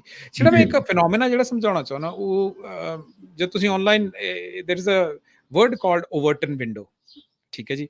ਹਾਂਜੀ, ਓਵਰਟਨ ਵਿੰਡੋ ਆਮ ਤੌਰ ਦੇ ਉੱਤੇ ਕਮਿਊਨੀਕੇਸ਼ਨ ਜਾਂ ਜਿਹੜੀ ਵੀ ਸੁਸਾਇਟੀ ਕਿਸੇ ਵੀ ਕਮਿਊਨੀਕੇਸ਼ਨ ਨੂੰ ਸੁਸਾਇਟੀ ਦਾ ਅਸੈਪਟਡ ਕਮਿਊਨੀਕੇਸ਼ਨ ਮੰਨਦੀ ਆ, ਹਨਾ। ਜੀ, ਜਿੱਦਾਂ ਆਪਾਂ ਕਹਿ ਦਿੰਦੇ ਹਾਂ ਕਿ ਆ ਲੈਫਟ ਤੇ ਖੜਾ ਹੈ, ਰਾਈਟ ਤੇ ਖੜਾ ਹੈ, ਹਨਾ। ਪਰ ਇਹ ਅਸੈਪਟੇਬਲ ਕਮਿਊਨੀਕੇਸ਼ਨ ਹੈ, ਹਨਾ। ਇਹ ਅਸੈਪਟੇਬਲ ਸਿਧਾਂਤ ਨੇ, ਇਹ ਅਸੈਪਟੇਬਲ, ਇਹਨਾਂ ਦੇ ਉੱਤੇ ਗੱਲ ਹੋ ਸਕਦੀ ਕਮਿਊਨਿਟੀਜ਼ ਦੇ ਵਿੱਚ, ਠੀਕ ਹੈ ਜੀ। ਸੋ ਇਹ ਜਿਹੜੇ ਨੈਰੇਟਿਵ ਨੇ ਇਹ ਕੀ ਕਰਨ ਦੀ ਕੋਸ਼ਿਸ਼ ਕਰਦੇ ਨੇ ਓਵਰ ਦਾ ਟਾਈਮ, ਇਹ ਓਵਰਟਨ ਵਿੰਡੋ ਨੂੰ ਇੱਕ ਪਾਸੇ ਨੂੰ ਧੱਕਣ ਦੀ ਕੋਸ਼ਿਸ਼ ਕਰਦੇ ਨੇ, ਹਨਾ ਜੀ।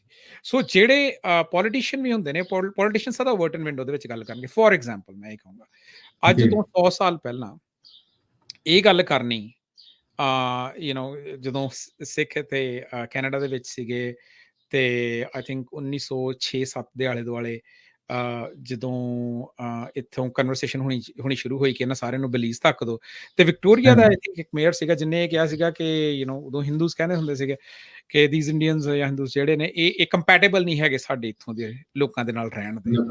ਜੀ, ਹੁਣ ਉਸ ਟਾਈਮ ਦੀ ਜਿਹੜੀ ਓਵਰਟਨ ਵਿੰਡੋ ਸੀ ਉਹਦੇ ਵਿੱਚ ਉਹ ਕਨਵਰਸੇਸ਼ਨ ਅਸੈਪਟੇਬਲ ਸੀਗੀ, ਬਟ ਓਵਰ ਦਾ ਟਾਈਮ ਕੀ ਹੋਇਆ ਕਿ ਉਹ ਜਿਹੜੀ ਓਵਰਟਨ ਵਿੰਡੋ ਸੀ ਉਹ ਚੇਂਜ ਹੋ ਗਈ, ਉਹ ਸ਼ਿਫਟ ਹੋ ਗਈ।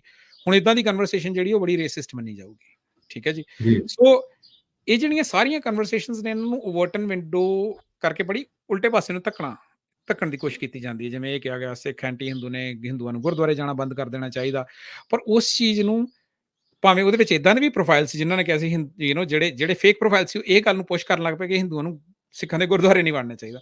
ਪਰ ਜਿਹੜੇ ਸੁਹਿਰਦ ਸੀਗੇ, ਜਿਹੜੇ ਇੰਡੀਵਿਜੂਅਲ ਸੀਗੇ, ਉਹਨਾਂ ਨੇ ਕਹਿਣਾ ਸ਼ੁਰੂ ਕੀਤਾ ਵੀ ਸਾਡੇ ਗੁਰੂ ਦਾ ਸਿਧਾਂਤ ਹੀ ਇਹ ਆ, ਸਾਡੇ ਗੁਰਦੁਆਰੇ ਹਰੇਕ ਧਰਮ, ਹਰੇਕ ਜਾਤ ਮਜ਼ਹਬ ਦੇ ਲਈ ਜਾਤ ਖੁੱਲੇ ਆ। ਮਜ਼ਹਬ ਲਈ ਖੁੱਲੇ ਨੇ, ਤੇ ਜੀ, ਅਸੀਂ ਕਿਸੇ ਵੀ ਇਨਸੀਡੈਂਟ ਕਰਕੇ ਗੁਰੂ ਦੇ ਸਿਧਾਂਤ ਨਹੀਂ ਬਦਲਾਂਗੇ।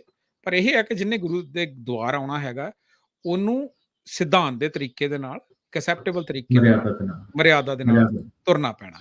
ਸੋ ਉਹ ਜਿਹੜੀ ਕਨਵਰਸੇਸ਼ਨ ਸੀ ਉਹ ਮੈਨੂੰ ਲੱਗਦਾ ਕਿ ਬੜੇ ਵਧੀਆ ਤਰੀਕੇ ਨਾਲ ਭੱਜੀ ਗਈ। ਸੋ ਦੇਰ ਆਰ ਸਮ ਇੰਡੀਵਿਜੂਅਲ ਜਿਹੜੇ ਆਨਲਾਈਨ, ਤੇ ਖਾਸ ਕਰਕੇ ਮੈਨੂੰ ਲੱਗਦਾ ਆਨਲਾਈਨ ਦਾ ਚੈਟਰ ਜ਼ਿਆਦਾ ਹੁੰਦਾ ਹੈ। ਗਰਾਊਂਡ ਦੇ ਉੱਤੇ ਕੀ ਹਰੇਕ ਸਿੱਖ ਕੀ ਕਹਿ ਰਿਹਾ, ਕਿਉਂਕਿ ਜੇ ਸਿੱਖ ਹਰੇਕ ਜਿਹੜਾ ਇੰਡੀਵਿਜੂਅਲ ਗਰਾਊਂਡ ਦੇ ਉੱਤੇ ਜੇ ਉਹ ਕਹਿਣ ਲੱਗ ਪਏ ਕਿ ਹਿੰਦੂਆਂ ਨੂੰ ਸਾਡੇ ਗੁਰਦੁਆਰੇ ਵੜਨ ਦੀ ਲੋੜ ਨਹੀਂ, ਤਾਂ ਫਿਰ ਉਹ ਆਨਲਾਈਨ ਜਿਹੜੀ ਕਨਵਰਸੇਸ਼ਨ, ਜਿਹੜੇ ਉਹ ਬੌਟਸ ਜਿਹੜੀ ਕਨਵਰਸੇਸ਼ਨ ਪੁਸ਼ ਕਰਨ ਦੀ ਕੋਸ਼ਿਸ਼ ਕਰਨ ਡਏ ਸੀ, ਉਹ ਕਨਵਰਸੇਸ਼ਨ ਐਕਚੁਅਲੀ ਸਿੱਖ ਨੂੰ ਇਫੈਕਟ ਕਰ ਗਈ, right. And I think that is the important part that shouldn't do. ਜੀ। ਸੋ ਅਖੀਰ ਦੇ ਵਿੱਚ ਆਪਾਂ ਗੱਲਬਾਤ ਕਰਦੇ ਹਾਂ ਕਿ ਰੋਲ ਆਫ ਮੀਡੀਆ, ਕਿਉਂਕਿ ਅਸੀਂ ਪੰਜਾਬੀ ਰੇਡੀਓ ਯੂਐਸਏ ਤੇ ਬੈਠੇ ਹਾਂ, ਹੋਰ ਵੀ ਮੀਡੀਆ ਚੈਨਲ, ਮੀਡੀਆ ਹਾਊਸਿਸ ਹੈਗੇ ਆ ਜਿਹੜੇ ਪੰਜਾਬ ਦੇ ਪ੍ਰਤੀ ਸੁਹਿਰਦਾ, ਪੰਜਾਬ ਦੀ ਗੱਲ ਕਰਦੇ ਆ, ਸਿੱਖਾਂ ਦੇ ਪ੍ਰਤੀ ਸੁਹਿਰਦਾ, ਸਿੱਖਾਂ ਦੀ ਗੱਲ ਕਰਦੇ ਆ, ਉਹਨਾਂ ਦੀ ਜ਼ਿੰਮੇਵਾਰੀਆਂ ਦੀ ਗੱਲ ਕਰੀਏ ਤੇ ਟ੍ਰੈਡੀਸ਼ਨਲ ਮੀਡੀਆ ਗਰੁੱਪ ਨੇ ਵੀ ਕੁਝ ਹੈਲਪ ਹੋਈ ਆ ਜਾਣੇ ਤਰੀਕੇ ਨਾਲ, ਤੇ ਪਰ ਜਿਹੜੇ ਨਵੇਂ ਜਰਨਲਿਸਟ ਆ ਰਹੇ ਆ ਜਾਂ ਜਿਹੜੀ ਯੰਗ ਜਨਰੇਸ਼ਨ ਆ ਜਾਂ ਬਾਹਰ ਦੇ ਲੋਕ ਬੈਠੇ ਆ, ਉਹ ਕੀ ਕਰ ਸਕਦੇ ਆ ਇਸ ਨੂੰ ਠੱਲ ਪਾਉਣ ਦੇ ਵਾਸਤੇ? ਕਿਉਂਕਿ ਆਪਾਂ ਇੰਡੀਵਿਜੂਅਲ ਦੀ ਤਾਂ ਗੱਲ ਕਰ ਲਈ, ਹੁਣ ਆਪਾਂ ਆਰਗੇਨਾਈਜੇਸ਼ਨਸ ਦੀ ਗੱਲ ਕਰੀਏ। ਆਰਗੇਨਾਈਜ਼ੇਸ਼ਨ, ਦੇਖੋ ਆਰਗੇਨਾਈਜ਼ੇਸ਼ਨ ਦੇ ਵਿੱਚ ਦੋ ਹੋਰ ਪਲੇਅਰਸ ਨੇ, ਇਹਦੇ ਵਿੱਚ ਤਿੰਨ ਹੋਰ ਪਲੇਅਰਸ ਨੇ ਜੇ ਮੋਟੇ ਤੌਰ ਤੇ ਕਵਾਂਗਾ, ਹੈ ਨਾ। Media houses, social media companies ਤੇ ਗਵਰਨਮੈਂਟਸ, ਠੀਕ ਹੈ ਜੀ। ਹੁਣ ਤਿੰਨਾਂ ਦੇ ਆਪੋ ਆਪਣੇ ਰੋਲ ਆ। ਪਹਿਲੀ ਗੱਲ ਤਾਂ ਇਹ ਹੈ ਕਿ ਜਿਹੜੀਆਂ ਮੀਡੀਆ ਹਾਊਸਿਸ ਦੀ ਗੱਲ ਕਰੀਏ, ਮੀਡੀਆ ਹਾਊਸਿਸ ਦਾ ਇਕੱਲਿਆਂ ਦਾ ਰੋਲ ਨਹੀਂ ਹੈਗਾ। ਮੈਨੂੰ ਲੱਗਦਾ ਕਿ ਜਿਹੜਾ ਜਰਨਲਿਜ਼ਮ ਆ ਉਹ ਪਿਛਲੇ 10 ਸਾਲਾਂ 'ਚ ਬਿਲਕੁਲ ਚੇਂਜ ਹੋਇਆ। ਗੂਗਲ ਦੇ ਜਿਹੜੇ ਸਟਾਕ ਦੇ ਵਿੱਚ ਜਿਹੜੀ ਵੈਲਿਊ ਐਡ ਹੋਈ ਆ, ਉਹ ਬਹੁਤ ਜ਼ਿਆਦਾ ਵੈਲਿਊ ਜਿਹੜੀ ਸੀਗੀ ਉਹ ਨਿਊਜ਼ਪੇਪਰਸ ਤੇ ਲੋਕਲ ਨਿਊਜ਼ਪੇਪਰਸ ਤੋਂ ਖਿੱਚੀ ਗਈ, ਤੇ ਬਹੁਤ ਸਾਰੇ ਜਿਹੜੇ ਅਖਬਾਰੀ ਅਦਾਰੇ ਸੀਗੇ, ਛੋਟੇ ਅਦਾਰੇ ਸੀਗੇ ਜਿਨ੍ਹਾਂ ਨੂੰ ਲੋਕਲ ਐਡਸ ਮਿਲਦੀਆਂ ਸੀਗੀਆਂ, ਉਹ ਸਾਰੀਆਂ ਆਨਲਾਈਨ ਚਲੀ ਗਈਆਂ। ਫੇਸਬੁੱਕ ਦੀ ਵੈਲਿਊਏਸ਼ਨ ਕਹਿ ਲਓ, ਗੂਗਲ ਦੀ ਵੈਲਿਊਏਸ਼ਨ ਕਹਿ ਲਓ। ਸੋ ਉਹਦੇ ਕਰਕੇ ਇਹ ਹੋਇਆ ਕਿ ਗੂਗਲ ਤੇ ਫੇਸਬੁੱਕ ਕੋਈ ਨਿਊਜ਼ਪੇਪਰਸ ਨਹੀਂ ਹੈਗੇ। ਨਿਊਜ਼ਪੇਪਰ ਸਦਾ ਇੱਕ ਸੁਸਾਇਟੀ ਦੇ ਰਿਪਰੈਜ਼ੈਂਟੇਟਿਵ ਵਜੋਂ, ਜਾਂ ਨਿਊਜ਼ਪੇਪਰ ਜਾਂ ਮੀਡੀਆ ਹਾਊਸਿਸ ਇੱਕ ਗਵਰਨਮੈਂਟ ਜਾਂ ਕਮਿਊਨਿਟੀ ਦੇ ਰਿਪਰੈਜ਼ੈਂਟੇਟਿਵ ਵਜੋਂ ਚੱਲਦੇ ਨੇ, ਹਨਾ। ਸੋ ਮੈਨੂੰ ਇਹ ਲੱਗਦਾ ਕਿ ਜਿਹੜੇ ਇੰਡੀਵਿਜੂਅਲ ਨੇ, ਸਿਟੀਜ਼ਨਸ ਨੇ, ਉਹਨਾਂ ਨੂੰ ਚੂਜ਼ ਕਰਨਾ ਚਾਹੀਦਾ ਕਿ ਕਿਹੜੇ ਆਰਗੇਨਾਈਜੇਸ਼ਨਸ ਨੇ ਜਿਨ੍ਹਾਂ ਤੋਂ ਉਹਨਾਂ ਨੂੰ ਦੇ ਨੀਡ, ਉਹਨਾਂ ਦੀ ਰਿਪਰੈਜ਼ੈਂਟੇਸ਼ਨ ਚਾਹੀਦੀ ਹੈ ਕਿ ਉਹਨਾਂ ਦੀਆਂ ਖਬਰਾਂ ਦੱਸਣ, ਉਹਨਾਂ ਦੇ ਬਾਰੇ ਹੋਰਾਂ ਨੂੰ ਅਗਾਹ ਕਰਨ, ਤੇ ਉਹਨਾਂ ਨੂੰ then they should vote with their pockets, ਹੈ ਨਾ। ਮਤਲਬ ਉਹੋ ਜਿਹੀਆਂ ਆਰਗੇਨਾਈਜੇਸ਼ਨਸ ਨੂੰ ਸਪੋਰਟ ਕਰਨ। ਹੁਣ ਕਿਸ ਤਰੀਕੇ ਨਾਲ ਸਪੋਰਟ ਕਰਨ, ਉਹਦੇ ਵੀ ਵੱਖਰੇ ਮਾਡਲ ਨੇ, ਸਬਸਕ੍ਰਿਪਸ਼ਨ ਬੇਸਡ ਮਾਡਲ ਨੇ, ਜਾਂ ਐਜ਼ ਅ ਸਿੰਪਲੀ ਤੁਸੀਂ ਪਿਕ ਕਰੋ ਕਿ ਕਿਹੜੇ ਤੁਹਾਡੇ ਪ੍ਰੈਫਰਡ ਮੀਡੀਆ ਹਾਊਸਿਸ ਨੇ, ਮੇਕ ਸ਼ੋਰ ਕਰੋ ਤੁਸੀਂ ਉਹਨਾਂ ਨੂੰ ਵਾਚ ਕਰੋ, ਹੈ ਨਾ। ਜੇ ਤੁਸੀਂ ਅਟੈਂਸ਼ਨ ਦੇਣੀ ਹੈ, ਤੁਸੀਂ ਨਿਊਜ਼ ਉਹਨਾਂ ਤੋਂ ਲੈ ਰਹੇ ਹੋ, ਹੈ ਨਾ। ਸੋ ਇਹ ਚੀਜ਼ਾਂ ਨੇ। ਪਹਿਲੀ ਚੀਜ਼ ਤਾਂ ਇਹ ਹੋ ਗਈ। ਦੂਸਰੀ ਚੀਜ਼ ਸੋਸ਼ਲ ਮੀਡੀਆ ਕੰਪਨੀਜ਼ ਦੀ ਹੋ ਗਈ। ਸੋਸ਼ਲ ਮੀਡੀਆ ਕੰਪਨੀਜ਼ ਦੀ ਉਹਨਾਂ ਦੀ ਪ੍ਰੋਬਲਮ ਇਹ ਆ ਕਿ ਸੋਸ਼ਲ ਮੀਡੀਆ ਕੰਪਨੀਆਂ ਜਿਹੜੀਆਂ ਨੇ they are driven by the bottom button line, line. ਹੈ ਨਾ, ਹਾਂਜੀ। ਵੀ ਉਹਨਾਂ ਦੇ ਪ੍ਰੋਫਿਟਸ ਕੀ ਨੇ, ਤੇ ਉਹਨਾਂ ਦੇ ਲਈ ਇੰਡੀਵਿਜੂਅਲ ਪ੍ਰੋਫਿਟਸ ਜਿਹੜੇ ਨੇ ਉਹ ਇਹਨੇ ਮਾਇਨੇ ਨਹੀਂ ਰੱਖਦੇ, ਠੀਕ ਹੈ ਨਾ। ਇੰਡੀਵਿਜੂਅਲ ਕਮਿਊਨਿਟੀਜ਼ ਮਾਇਨੇ ਨਹੀਂ ਰੱਖਦੀਆਂ ਐਜ਼ ਲੌਂਗ ਐਜ਼ ਜਿਹੜੇ ਪ੍ਰੋਫਿਟਸ ਨੇ ਉਹ they are taking over. But ਮੈਨੂੰ ਲੱਗਦਾ ਵੀ ਲੌਬਿੰਗ ਉਹਦੇ ਕਰਕੇ ਰੁਕਣੀ ਨਹੀਂ ਚਾਹੀਦੀ, ਲੌਬਿੰਗ ਕੰਟੀਨਿਊਸਲੀ ਚੱਲਣੀ ਚਾਹੀਦੀ ਆ। ਜਿੰਨਾ ਜ਼ਿਆਦਾ ਜਿੰਨੀ ਵਾਰੀ ਤੁਸੀਂ ਦੇਖਦੇ ਹੋ ਜਿਹੜੇ ਇੰਡੀਵਿਜੂਅਲ ਤੁਹਾਨੂੰ ਅਕਾਊਂਟ ਲੱਗਦੇ ਨੇ ਜਿਹੜੇ ਬਹੁਤ ਜ਼ਿਆਦਾ ਹੇਟ ਪੁਸ਼ ਆਊਟ ਕਰਨ ਦੇ ਨੇ, ਤੁਸੀਂ ਕੰਟੀਨਿਊਸਲੀ ਰਿਪੋਰਟ ਕਰੋ, ਹੈ ਨਾ। ਕਿਤੇ ਨਾ ਕਿਤੇ ਆਈ ਥਿੰਕ ਉਹਨਾਂ ਚੀਜ਼ਾਂ ਦਾ ਇੰਪੈਕਟ ਪਊਗਾ। ਦੂਸਰੀ ਚੀਜ਼ ਮੈਨੂੰ ਲੱਗਦਾ ਕਿ ਜਿਹੜੇ ਨਵੇਂ ਯੰਗ ਐਂਟਰਪ੍ਰੇਨਿਓਰਸ ਜਾਂ ਯੰਗ ਟੈਕਨੋਲੋਜਿਸਟ ਆ ਰਹੇ ਨੇ, ਉਹਨਾਂ ਨੂੰ ਸੋਚਣਾ ਚਾਹੀਦਾ ਕਿ how to build own social networks, ਆਪਣੇ ਸੋਸ਼ਲ ਨੈਟਵਰਕਸ ਕਿੱਦਾਂ ਬਿਲਡ ਕਰਨੇ ਆ। I think there is a huge space for it, ਹੈ ਨਾ, ਜਿਹੜੀ ਹੈ ਨਾ ਜੀ।